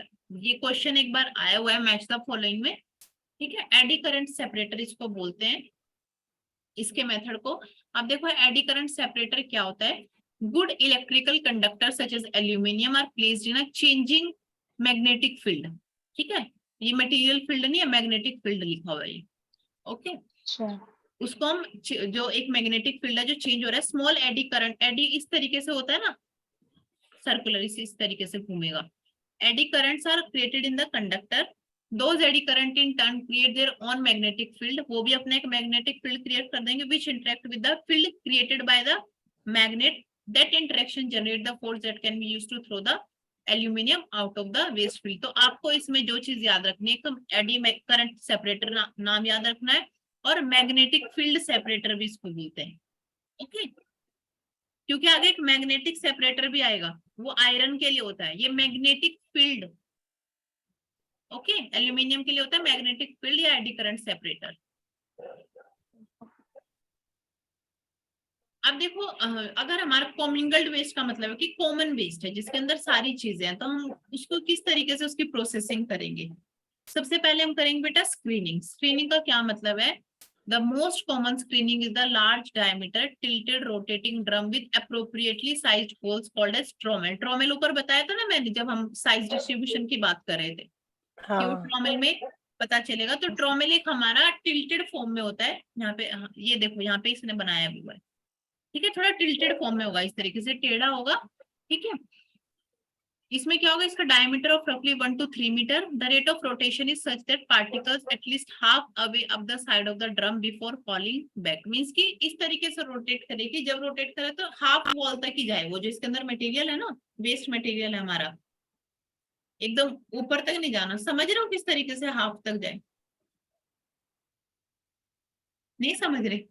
वो घूमेगा तो मतलब वो जो उसके अंदर मटेरियल पड़ा हुआ है ना, तो वो इसकी अंदर हाफ तक ही जाए, ऊपर तक ना जाए, एकदम छत पे ना चिपक जाए इसकी, ठीक है। अगर हम ज्यादा स्पीड रखेंगे तो क्या होगा बताओ? अगर बहुत स्पीड से घुमा देंगे हम उसको, उसके अंदर वेस्ट पड़ा हुआ है, तो क्या होगा? मिक्स हो जाएगा मैम। नहीं, मैम बाहर आ जाएगी। सेंट्रीफ्यूगल फोर्स की वजह से वो उसके उस पे चिपक जाएगा ना, साइड्स पे।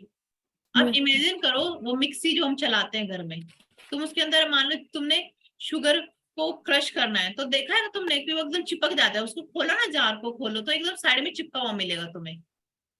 कभी Yes, ध्यान ma'am. दिया इस चीज पे? Yes, ma'am. है Yes. ना? तो वही प्रोसेस है यहाँ पे। इसीलिए हमें इसकी स्पीड खाली कितनी रखनी है, 20 to 30 RPM, जिससे कि वो साइड पे ना चिपके। जो हमारा काम है वो काम करे। ये क्या करे, स्क्रीनिंग कर रहा है। इसके अंदर ना देखो, यहाँ पे होल्स है ये, तो जो इसके Yes, ma'am. साइज के होंगे पार्टिकल इसके अंदर, वो बाहर आ जाएंगे, और जो ओवर साइज होंगे वो इधर से निकल जाएंगे। तो हो गया ना, स्क्रीनिंग होगा, सेपरेशन हो गया on the basis of size with the help of ट्रोमेल।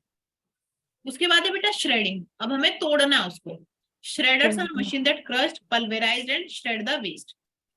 देखो यहाँ से वेस्ट आएगा, ये हैमर मिल लगा है जो घूम रहा है, ठीक है, और ये इसको क्रश कर देगा। हैमर मिल मतलब तोड़ रहा है, ब्लेड लगे हुए। Most common shredding and recycling is horizontal axis hammer mill. इनका ना नाम याद रखना, यहाँ से क्वेश्चन आने के चांसेस रहते हैं। मैम पल्वराइज्ड का क्या मतलब है? वो भी तोड़ना, ठीक है, एकदम चूरा कर देते हैं उसका। फिर है मैग्नेटिक। क्या तुम लोग कैसे कैसे क्वेश्चन पूछते हैं? पल्वराइज का क्या मतलब है? कब से पढ़ते आ रहे होंगे पल्वराइज? सारे एमएससी में पढ़ा होगा। मैम सबसे ढीठ बैच है ये वाला आपका, आई एम श्योर। क्या? सबसे ढीठ बैच हो गई आपका, आई एम श्योर। वही तो, कुछ भी क्वेश्चन पूछ ले तो पल्वराइज क्या होता है बताओ। कोई पूछने वाली बात है ये? चांद मैम से डिग्री वापस ली जाए। नहीं मैम, अगर नहीं कोई चीज ये छोटी बड़ी नहीं होती, अगर डाउट हो तो क्लियर नहीं, करना मैं वैसे बता, छोटी बड़ी नहीं। हाँ, नहीं पता तो नहीं पता। क्यों पता? कुछ कई चीजें रह जाती हैं मैम। ये नहीं रहना चाहिए था, लेकिन ये गलत किया आपने। चलो, मैग्नेटिक सेपरेटर हम यूज करते हैं किसके लिए? देखो यहाँ पे ये मैग्नेटिक बेल्ट है और ये कन्वेयर बेल्ट है, ठीक है। कन्वेयर बेल्ट के ऊपर से हमारा वेस्ट आ रहा है, कि तो जो हमारा फेरस वेस्ट जिसके अंदर आयरन होगा वो इस बेल्ट पे चिपक जाएगा, तो वो इस कंटेनर में जाके गिरेगा, और वो दूसरा नॉन फेरस इस कंटेनर में, ठीक है। इसके मैकेनिज्म को समझना, वो इधर ही गिरेगा ना, क्योंकि यहाँ से देखो वेस्ट आएगा, जो भी इसके अंदर आयरन कंटेनिंग वो इसके ऊपर चिपक जाएगा, और यहाँ जाएगा रोटेट करके, तो वो यहाँ पे गिर जाएगा। Okay, Yes, ma'am. चलो उसके बाद है एयर क्लासिफिकेशन का मतलब है कि जो हमारे हल्के पार्टिकल है, ठीक है, लाइट मेटल है, उनको क्या करना है, हमने सेपरेट करना है। यहाँ से जो हमारा श्रेडेड जो वेस्ट आएगा वो इधर से करेंगे, यहाँ से हम एयर ब्लो करेंगे, तो जो हल्के पार्टिकल होंगे वो इधर जाके गिरेंगे, और जो हैवी होंगे वो इधर जाके गिरेंगे। बस। ओके बच्चों,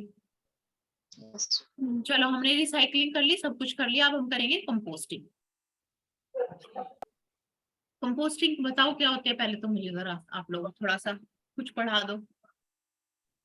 कंपोस्टिंग मैम ये नेचुरल डिग्रेडेशन होती है ना वेस्ट की। जैसे मान लो हमने एक पिट बना लिया, उसमें हम वेस्ट डालते गए, ऊपर से हमने जब वेस्ट वो पिट भर गया, ऊपर से हमने मिट्टी से उसको कवर कर देना है। तो थोड़े दिन के बाद उसकी डिग्रेडेशन हो जाएगी, वो उसमें कन्वर्ट हो जाएगा कंपोस्ट में। हाँ तो इसको बोलते हैं कंपोस्टिंग, जैसे एग्जांपल है। हाँ ठीक है, ठीक है। तो देखो, composting aerobic degradation of organic material under control condition which is yielding a marketable soil amendment, उसको मल्च भी बोलते हैं, ठीक है। मल्च बोलते हैं मैम इसको।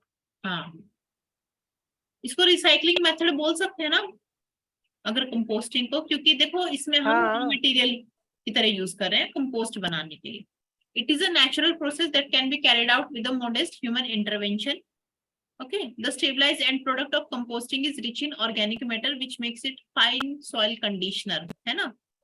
अच्छा वो होता है ना, सॉइल को कंडीशन करेगा, उसके न्यूट्रिएंट्स को इंक्रीज करेगा, क्योंकि इसके अंदर ऑर्गेनिक मैटर होता है। But the concentration of key nutrients such as NPK are typically too low for it to compete with the commercial fertiliser. इतना ज्यादा इसके अंदर एनपीके नहीं होते हैं जितना वैसे जो इनऑर्गेनिक फर्टिलाइजर हम यूज करते हैं, ठीक है बच्चों। अब देखो, इंडिया में दो तरह की कंपोस्टिंग होती है, एक होती है इंदौर मेथड होता है, एक होता है बैंगलोर मेथड। इंदौर मेथड क्या है, विंडरो कंपोस्टिंग भी इसको हम बोलते हैं। It uses the manual turning. यहाँ पे ना जो हमने पाइल्ड जो कंपोस्ट का पाइल बनाया हुआ है उसको मैनुअली टर्न करना पड़ता है, ठीक है। तो ये ज्यादा साफ मेथड नहीं माना जाता, उसको टर्न करोगे। क्यों टर्न करते हैं, जिससे कि उसके अंदर एयर पास हो जाए, क्योंकि एरोबिक मेथड है कंपोस्टिंग, ठीक है। It uses the manual turning of piled up mass. उस पाइल्ड अप मास किस चीज का, रिफ्यूज या फिर नाइट सॉइल। नाइट सॉइल होता है ह्यूमन फीकल मैटर, ठीक है, for its decomposition under aerobic condition. In this method, layers of vegetables and night soil are alternatively piled in depth of 7 to 10 centimeter to the depth of 1.5 meter in a trench or above the ground to form a mound to form a windrow। या तो trench में गड्ढा खोद के या फिर surface के ऊपर ही रो की माउंट्स बना देंगे, तो उसको हम बोलेंगे विंडरो, ठीक है। A windrow is a long mound stack of organic municipal solid waste or dump of land on height of, कितनी हाइट होगी उस माउंड की, 1.5 to 2 meter, usually about 2.5 meter to 3 meter wide होगी at the base and 10 meter long होगी। इसकी dimensions given है। अब इसकी लेंथ किस चीज पे डिपेंड करेगी, जितना ज्यादा हमारे पास नया मटेरियल होगा उतनी ज्यादा इसकी लेंथ हो जाएगी, हम ऐड करते जाएंगे, ठीक है। The composting waste is aerated by periodically turning the waste mix in the windrow. हम उसको बार बार टर्न करना पड़ता है जिससे कि उसके अंदर एनर्बी कंडीशन ना बन जाए। अब इसके अंदर मॉइस्चर कंटेंट भी बनाए रखना है, कितना, 55%, जिससे कि ऑप्टिमम डिकम्पोजिशन हो सके। एकदम ऐसा भी नहीं कि मॉइस्चर नहीं होना चाहिए। And the process of turning is continued for about 4 to 5 weeks during which biodegradable organics are consumed, ठीक है। 4-5 हफ्ते तक हमें उसको पलटते रहना पड़ेगा, क्योंकि स्टार्टिंग में जब भी कहीं पर डिकम्पोजिशन स्टार्ट होता है तो सबसे पहले बायोडिग्रेडेबल ऑर्गेनिक्स ही खत्म होते हैं, ठीक है।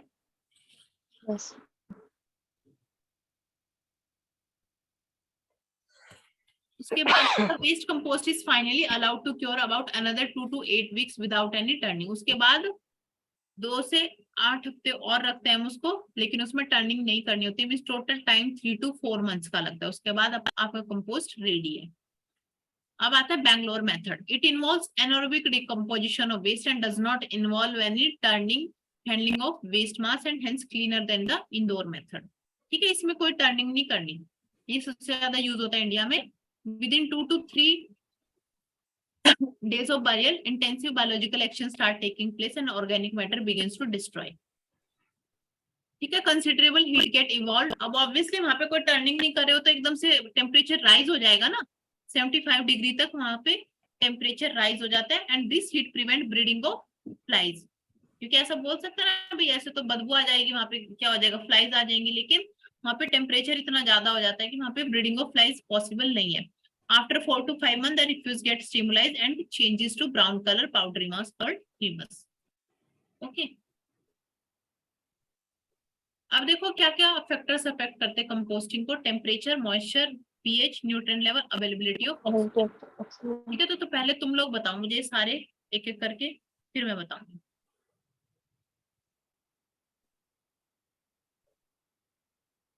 दीक्षा पहले बताओ टेम्परेचर। मैम जैसे आपने बोला मॉइस्चर शुड बी देयर, तो ma'am obviously temperature will support moisture and there will be good composting. अगर लो टेम्परेचर होगा तो मैम उसको इतना सुटेबल एनवायरनमेंट नहीं मिलेगा कंपोस्ट होने के लिए। ओके, माइक्रो ऑर्गेनिजम्स के ऊपर कोई इफेक्ट होगा टेम्परेचर का? ऑफ कोर्स माइक्रो उनकी एक्टिविटी ज्यादा एक्टिव होगी कितने तरह ना। के on the basis of temperature कैसे कैसे माइक्रोब्स होते हैं means? Ma'am I think microphilic, mesophilic and macro thermophilic. Thermophilic. तो देखो जब स्टार्टिंग होगी डिकम्पोजिशन की तो मिजोफिलिक बैक्टीरिया होंगे। ये टेम्परेचर याद रखना, मिजोफिलिक बैक्टीरिया कब एक्ट करते हैं? 25 to 40 डिग्री सेल्सियस। ठीक है, generate heat while they metabolize the waste which raises the temperature of pile। Starting में खाली 25 to 40 डिग्री सेल्सियस टेम्परेचर था, 25 था, लेकिन जैसे मिजोफिलिक बैक्टीरिया वहां पे आएंगे, अब ये क्या करेंगे, मेटाबॉलिज्म होगा इनका, क्योंकि वेस्ट को डिग्रेड करे तो ऑब्वियसली क्या करेंगे, वहां पे टेम्परेचर इंक्रीज हो जाएगा ना। When temperature rises about 45 degree Celsius the activity of mesophile, अब ये वहां पे सर्वाइव नहीं कर पाएंगे क्योंकि इनकी तो रेंज क्या है 25 to 40 है, ये तो हम मर जाएंगे। And the thermophilic microbes which present at the temperature between 45 and 70 takes over the position, फिर आ जाएंगे thermophilic। ठीक है, inside the compost pile temperature continue to increase as long as nutrient and energy sources are plentiful। तब तक increase होता रहेगा temperature जब तक वहां पे न्यूट्रिएंट प्रेजेंट रहेंगे। If the temperature above 55 degrees Celsius for more than 72 hours, most pathogens will be destroyed, making the more marketable product। End product है ये, end नहीं, END वाला end है।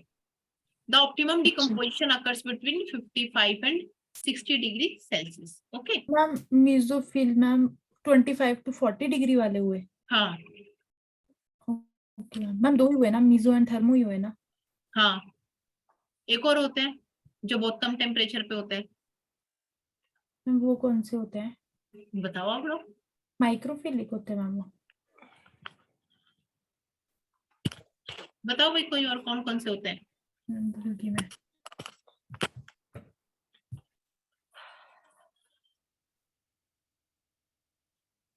एक क्रायोफाइल्स होता है, क्रायो, यस मैम, है ना, यस।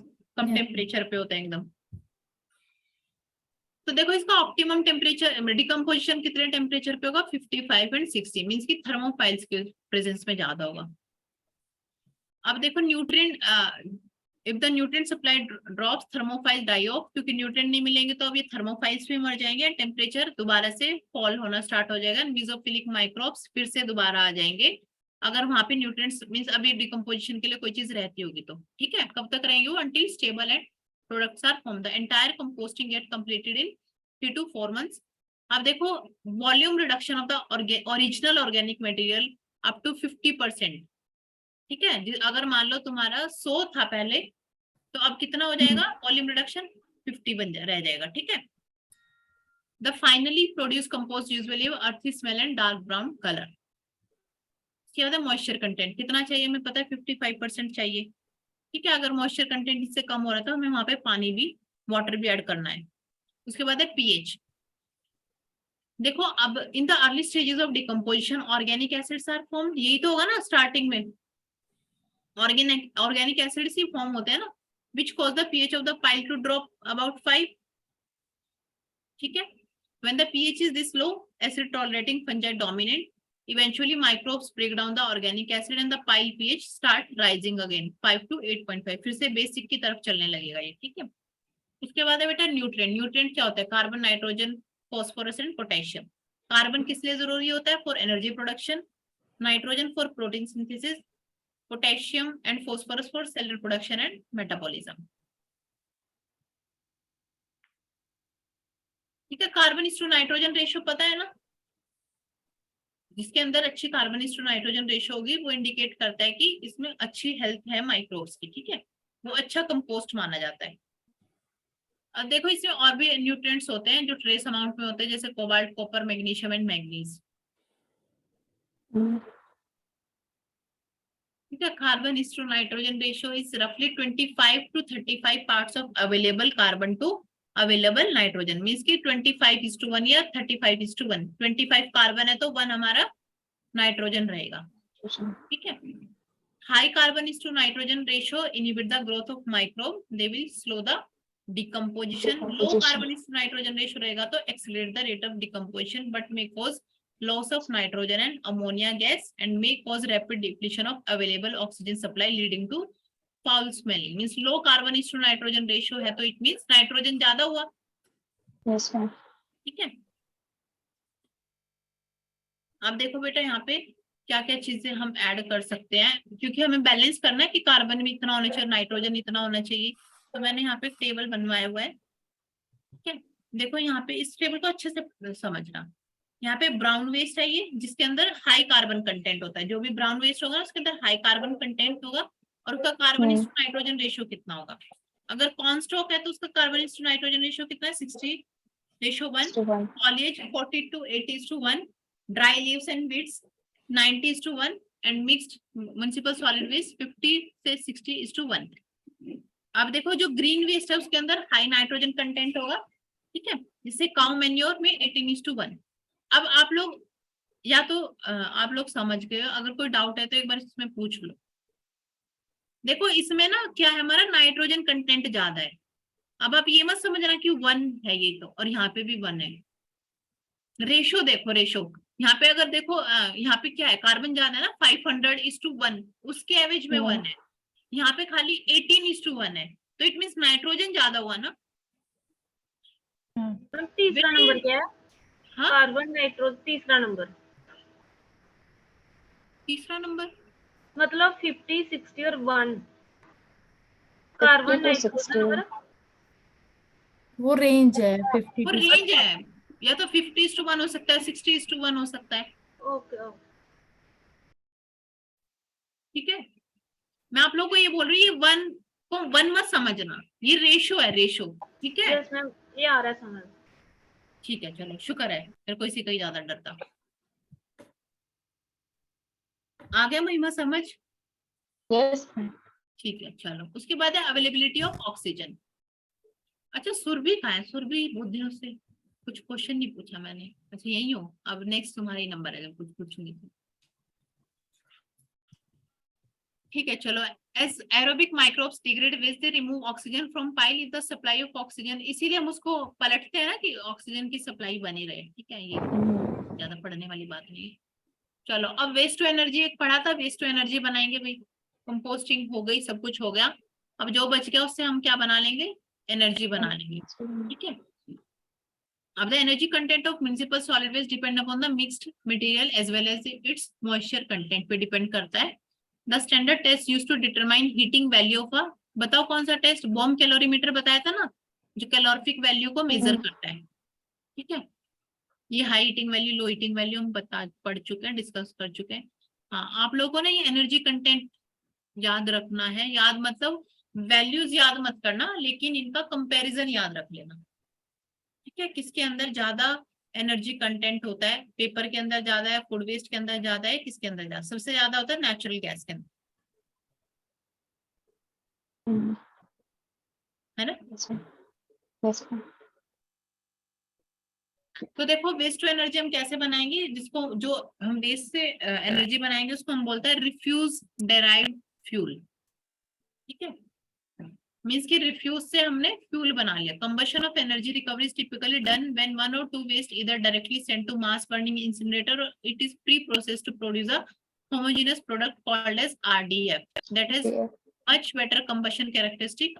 ये डिटेल में भी नीचे बताऊंगी किस तरीके से बनाएंगे। हाँ, अब आते हैं डिस्पोजल मेथड पे।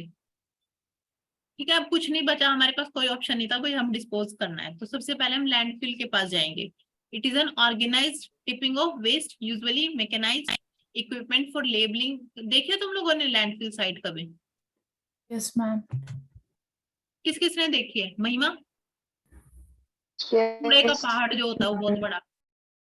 यस मैम, इधर दिल्ली में ही देखा। हाँ, दिल्ली में तो जो है उन्होंने देखा है, दिल्ली में तो सबसे पहले दर्शन होते हैं उसके। चलो ठीक है, तो वहां पे देखा होगा ना आपने, मशीन्स चलती रहती है। तो लैंडफिल का मतलब ये नहीं कि तुम कहीं पे भी जाके कूड़ा डाल दे, दैट इज लैंडफिल। वहां पे प्रॉपरली सारी चीजें मैनेज होती है, इंजीनियर्स होते हैं, लैंडफिल को वो बनाते हैं, ठीक है। तो तीन तरह की लैंडफिल होती है, जो इस बार क्वेश्चन भी आया था। क्लास 1 लैंडफिल होती है, उनको हम बोलते हैं सिक्योर लैंडफिल, जो कि किसके लिए होती है, हजार्डस वेस्ट के लिए होती है। क्लास 2 होती है मोनोफिल्स, हम उसको बोलते हैं they handle so called designated waste. Monofill का मतलब है कि एक ही तरह का वेस्ट हम उसके अंदर डालेंगे बस, ठीक है। और क्लास 3 होती है सैनिटरी लैंडफिल, जो किसके लिए होती है, म्युनिसिपल सॉलिड वेस्ट के लिए। सिक्योर किसके लिए होगी, हजार्डस वेस्ट के लिए। सैनिटरी जो हमारे घरों से वेस्ट निकला है। मोनोफिल जिसमें हम एक ही तरह का वेस्ट डालेंगे, ठीक है।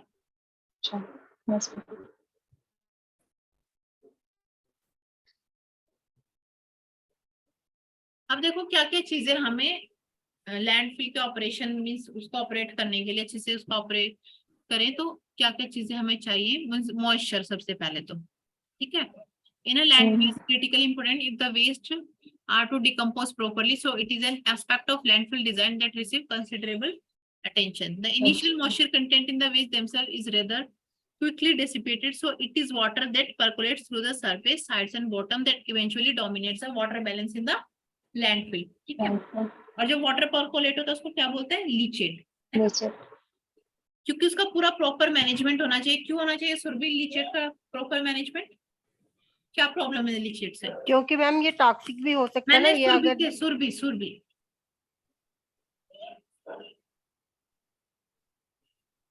मैम ये टॉक्सिक होता है, परकोलेट करेंगे तो ग्राउंड वाटर में, हाँ ग्राउंड वाटर में मिक्स होके इट विल बी हार्मफुल ना।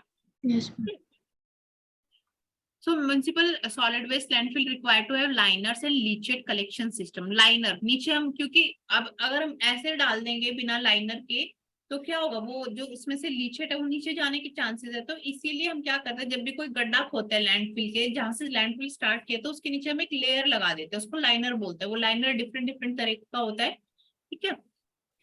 Liner consist of FML, flexible membrane line. Flexible अब हमने क्यों लिया फ्लेक्सिबल, एकदम अगर हम हार्ड ले लेंगे क्योंकि उसके अंदर गैसेस भी बनेंगे ना लैंडफिल के अंदर, तो फ्लेक्सिबल चीज होनी चाहिए, ठीक है। Flexible membrane layer above a layer of compacted clay soil. Clay भी फ्लेक्सिबल इन नेचर होती है ना, यस मैम। है ना।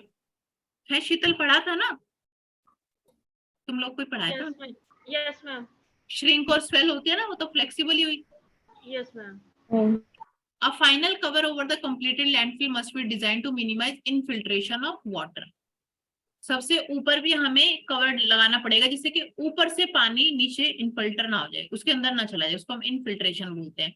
During this decomposition methane gas is formed, so completed landfill needs collection and venting system. अब इसमें methane भी बनती है तो वहां पे प्रॉपर उसका कलेक्शन सिस्टम भी होना चाहिए, नहीं तो अगर ऐसे छोड़ देंगे तो आग लगने के चांसेस है ना आसपास। अब देखो लाइनर क्या क्या होते हैं, नीचे भी बहुत सारे एग्जांपल लिखे हुए मैंने। बेंटोनाइट, ब्यूटेलाइट रबर या प्लास्टिक, इन सबको भी हम यूज कर सकते हैं एज अ लाइनर, नीचे एक लेयर बिछाने के लिए, क्योंकि एक बार क्वेश्चन आया हुआ था लाइनर क्या क्या लाइनर हम यूज कर सकते हैं। अब देखो बेटा ये है हमारी लैंडफिल साइट, ठीक है। एक गड्ढा खोदा हुआ पूरा, हम सबसे नीचे देख रहे हो ना क्ले लाइनर है, ठीक है। उसके बाद FML है, कोई सिंथेटिक लाइनर हमने लगा दिया, प्लास्टिक लगा दिया, रबर लगा दिया, कुछ भी लगा दिया। और ये जो तुम्हें सर्कल सर्कल दिख रहे हैं ना, ये लीचेट कलेक्शन पाइप, वो जो लीचेट बनेगा उसको कलेक्ट करेंगे। यहाँ से वेस्ट डाल रहे हैं और ये पाइप से ऊपर गैस, जो मीथेन गैस बनेगी। अब ऊपर क्यों बनाई मीथेन, सॉरी गैस के पाइप नीचे क्यों नहीं बनाए, क्योंकि गैस तो ऊपर की तरफ भी जाएगी, लीचेट नीचे की तरफ भी जाएगा। और यहाँ पे वाटर मॉनिटरिंग वेल का मतलब है कि जब लैंडफिल साइट लगाते हैं तो उससे पहले वहां प्रॉपरली चेक किया जाता है कि ग्राउंड वाटर टेबल कितना है, क्या लेवल है उसका, है ना। अगर ज्यादा ही ऊपर है तो देयर आर चांसेस ना कि लीचेट उसमें ज्यादा के मिक्स हो जाए, भले ही हम कितना भी प्रोटेक्शन कर लें। ओके देखो ये क्रॉस सेक्शन है, अगर हम तुम उसको काट के देखोगे लैंडफिल को तो इस तरीके से दिखेगा। सबसे पहले लीचेट को भी कलेक्ट करेंगे क्या, लीचेट को कलेक्ट करेंगे जो बिल्कुल करेंगे, बिल्कुल करेंगे, ठीक है। उसको भी कलेक्ट किया जाएगा, फिर उसको भी डिकंटेमिनेट किया जाएगा जैसे वाटर, क्योंकि अब तो एक वाटर की तरह ही है ना वो भी, तो उसका भी डिकंटेमिनेशन होता है बिफोर डिस्पोजिंग। वो जो लेयर है FML उसके नीचे होगा। FML के लेयर के नीचे होगा, क्या होगा नीचे? लीचर जो हम कलेक्ट पाइप लगे होंगे, पाइप लगे होंगे ना कलेक्शन सिस्टम के, वहीं लगाएंगे FML के, वहीं लगाएंगे उन पाइप्स को, जिससे कि उनको कलेक्ट कर ले हम, क्योंकि नीचे ही जाएगा ना वो, तो सबसे नीचे लगाएंगे पाइप। नहीं मैम, एक पहले हमने क्ले का लाइनर लगाया सबसे हाँ, नीचे, फिर उसके हाँ, ऊपर FML। मैं पूछ रही हूँ हाँ। कि लीचेट दोनों के बीच में है क्या? नहीं FML नहीं, FML के ऊपर रहेगा। हाँ। FML तो लगाई इसीलिए ना हमने कि लीचेट नीचे ना जाए। हाँ हाँ, ओके मैम, यही पूछ रही ठीक है। अभी ये इसने ऐसे डायग्राम बना दिया तो तुम एकदम उसको लिटरली मत ले लिया करो चीजों को। अब क्योंकि जाके तो मैंने भी नहीं देखा भी पाइप कहाँ लगा होता है ना, मैं इंजीनियर हूँ। ओके, हूँ। Yes ma'am, yes ma'am. तो थोड़ी सी हमारी भावना भी समझ जाए करो। चलो देखो अब किस तरीके से क्रॉस सेक्शन होगा उसका। ये कोई भी एक वो है, ठीक है, हमने पूरा पहले एक गड्ढा खोद लिया, तो उसमें सबसे पहले एक सेल होगा, ये एक सेल है। यहाँ पे इसको पहले पहले पूरा फिल करेंगे, और फिर ये जब पूरा फिल हो जाएगा तो उसको डेली कवर, मतलब उसको हम क्या कर देंगे, कवर कर देंगे। ये इस तरीके से नहीं, ये इस तरीके से समझो तुम इसको, ऊपर की तरफ से। ठीक है, समझ रहे हो कैसे है? हाँ शीतल, मैम, आया समझ। शीतल का नहीं लग रहा मुझे शक्ल से कि समझ आया। ऐसे है ना, हॉरिजेंटल है। नहीं, वर्टिकल है, वर्टिकल। वर्टिकल चल रहे हैं ना, क्रॉस सेक्शनल। वो बना दिए हैं कहीं पे भी। मान लो एक टेबल है, उसके ऊपर तुमने सेल्स बना दिए, तुम फिल तो ऊपर की तरफ ही करेंगे ना। ठीक है, ओके मैम। ठीक है, तो फिर इसको कवर कर देंगे, फिर दूसरे सेल को फिल करेंगे। इस तरीके से हम फिल करते जाएंगे। जब वो एक लेयर फिल हो जाएगी तो उसको, उसके ऊपर जो हम सॉइल कवर डालेंगे उसको हम बोलेंगे फर्स्ट लिफ्ट। फिर उसके ऊपर दोबारा से हम क्या करेंगे, दोबारा से सेल्स बनाएंगे, और फिर उसके ऊपर कवर डालेंगे, उसको हम बोलेंगे सेकंड लिफ्ट। इस तरीके से लिफ्ट बनाते जाएंगे, और यहाँ पे पूरी डायमेंशंस लिखी हुई है कि कितना कितना तुम्हें करना है ये। ठीक है,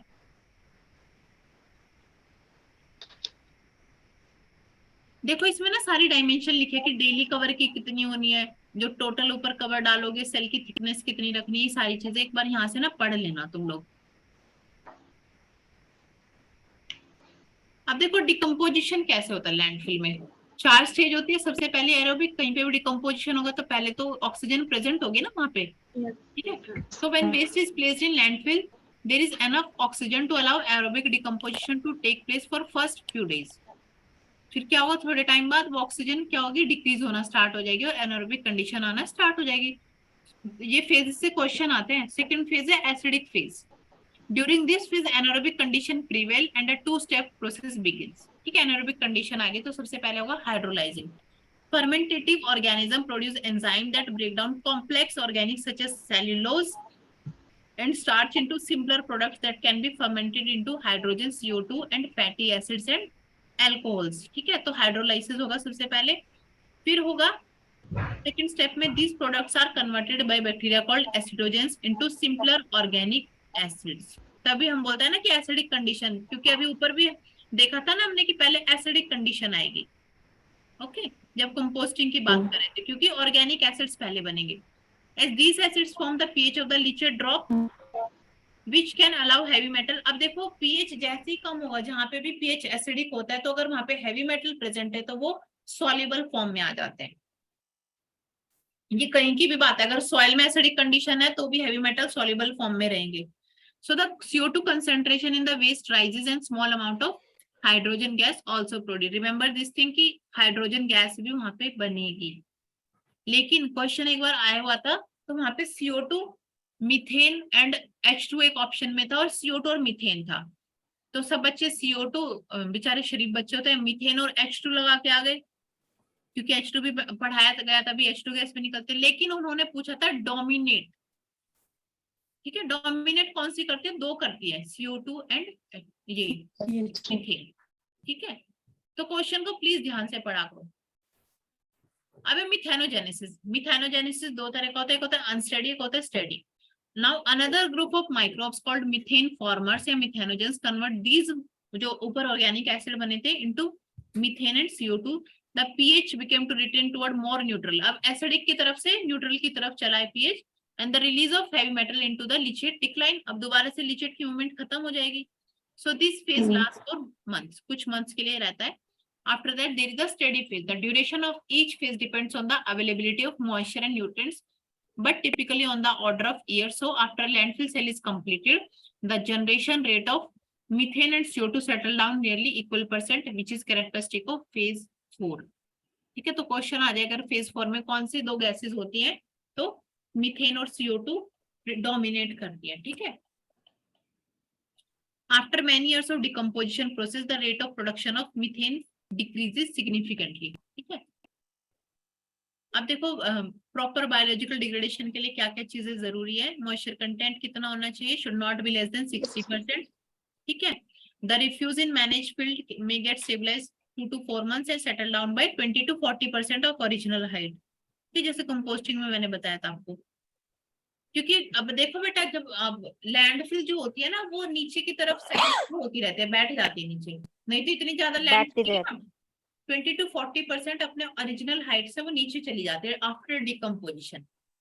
ओके, तभी तो एक इतना ढेर लगता रहता है. अदरवाइज तो ऐसे तो वैसे लैंड की इतनी कमी है, कौन देगा बार बार लैंडफिल साइट के लिए. ठीक है. Now the filled up land can be used for developing greenlands और recreational sports. पार्क वगैरह बन जाते हैं लैंडफिल साइट के ऊपर ना easily. Now under ideal condition, gases generated from landfill should either be vented out to the atmosphere or in larger landfill it may be collected and supplied to houses for cooking and warming. Okay. अब देखो यहाँ पे कुछ landfill liner के example दे रखे हैं. क्या क्या लाइनर हम यूज कर सकते हैं, बेंटोनाइट, इलाइट, क्वेलनाइट, ये तो सारे क्ले ही है ना. इनऑर्गेनिक केमिकल्स भी हम यूज कर सकते हैं. सिंथेटिक ये हो गए, पीवीसी, ये सारे एग्जांपल याद कर लेना, पढ़ लेना, क्वेश्चन आता है यहाँ से. अब एडवांटेज क्या है, it is most simple, economical, not costly, plant is required, separation of different kind of refuse is not required. जो जी मैं सब कुछ डाल दो, है ना, कोई बाय प्रोडक्ट नहीं होता, रेजिड्यू नहीं बचेगा ना नीचे, सब कुछ डिकम्पोज हो जाएगा. It is complete method in itself. Low line, waterlogged and quarry pits can be easily reclaimed and put to the better use. ठीक है, जो खाली जगह पड़ी है हम उनको इजीली यूज कर सकते हैं. उसके बाद डिसएडवांटेजेस क्या क्या है, लो लाइंग डिप्रेशन और dumping site may not always be available और if available they become unavailable in future. Dumping site means इतनी इजीली अवेलेबल नहीं होती है. There is continuous evolution of foul gases near the landfill site which may cause explosion. Okay, during rainy season when excess water keeping through the air may come out of the dump as a colored liquid called leachate which is highly poisonous. तो ये disadvantage है इसकी. कुछ देखो क्या क्या factors consider करते हैं जब भी कोई भी लैंडफिल डिजाइन करनी है. सबसे पहले तो हमें क्या देखना है, एक्सेस टू द साइट, कि वहाँ पे प्रॉपर रोड होना चाहिए जहाँ पे लैंडफिल साइट बनाएंगे, क्योंकि इतना सारा कूड़ा वहाँ पे लेके जाना है. ठीक है, उसके बाद इजीली पहुंच पाए वहाँ पे. हाँ, उसके बाद है cell design and construction. It depends on the terrain and ground water table, है ना, ये सारी चीजें चेक करते हैं. कवर मटेरियल, इक्विपमेंट्स क्या क्या चाहिए, fire prevention, land area, litre control. क्या अब देखो बेटा, on the basis of topography, यहाँ से भी एक बार क्वेश्चन आया. लैंडफिल अबव ग्राउंड क्या होती है, एरिया लैंडफिल हम उनको बोलते हैं. मीन्स कि वहां के लिए हमें सॉइल कहाँ से लेके आनी पड़ती है, बाहर से, क्योंकि वहां गड्ढा खोद के नहीं बना रहे हम, सरफेस के ऊपर ही बना रहे लैंडफिल, तो उसको कवर करने के लिए सॉइल बाहर से लेके आनी पड़ेगी ना. लेकिन जो लैंडफिल अच्छा मैम, सरफेस से ऊपर बनाएंगे, मतलब अर्थ सरफेस से ऊपर. हाँ, सरफेस के ऊपर, गड्ढा खोद के नहीं, ऊपर ही. अच्छा ठीक है. ठीक है, लैंडफिल बिलो ग्राउंड में क्या है, ट्रेंच लैंडफिल बोलते हैं उसको. और यहाँ पे तो गड्ढा खोदेंगे तो मिट्टी निकलेगी ना, तो उसी मिट्टी को एज अ कवर यूज कर लेते हैं. This is the difference. Landfill slope, जो स्लोप एरिया पे बनती है, यूजुअली कम ही बनती है लैंडफिल ना स्लोपी एरियाज पे. तो पहला था हमारा लैंडफिल डिस्पोजल मेथड था.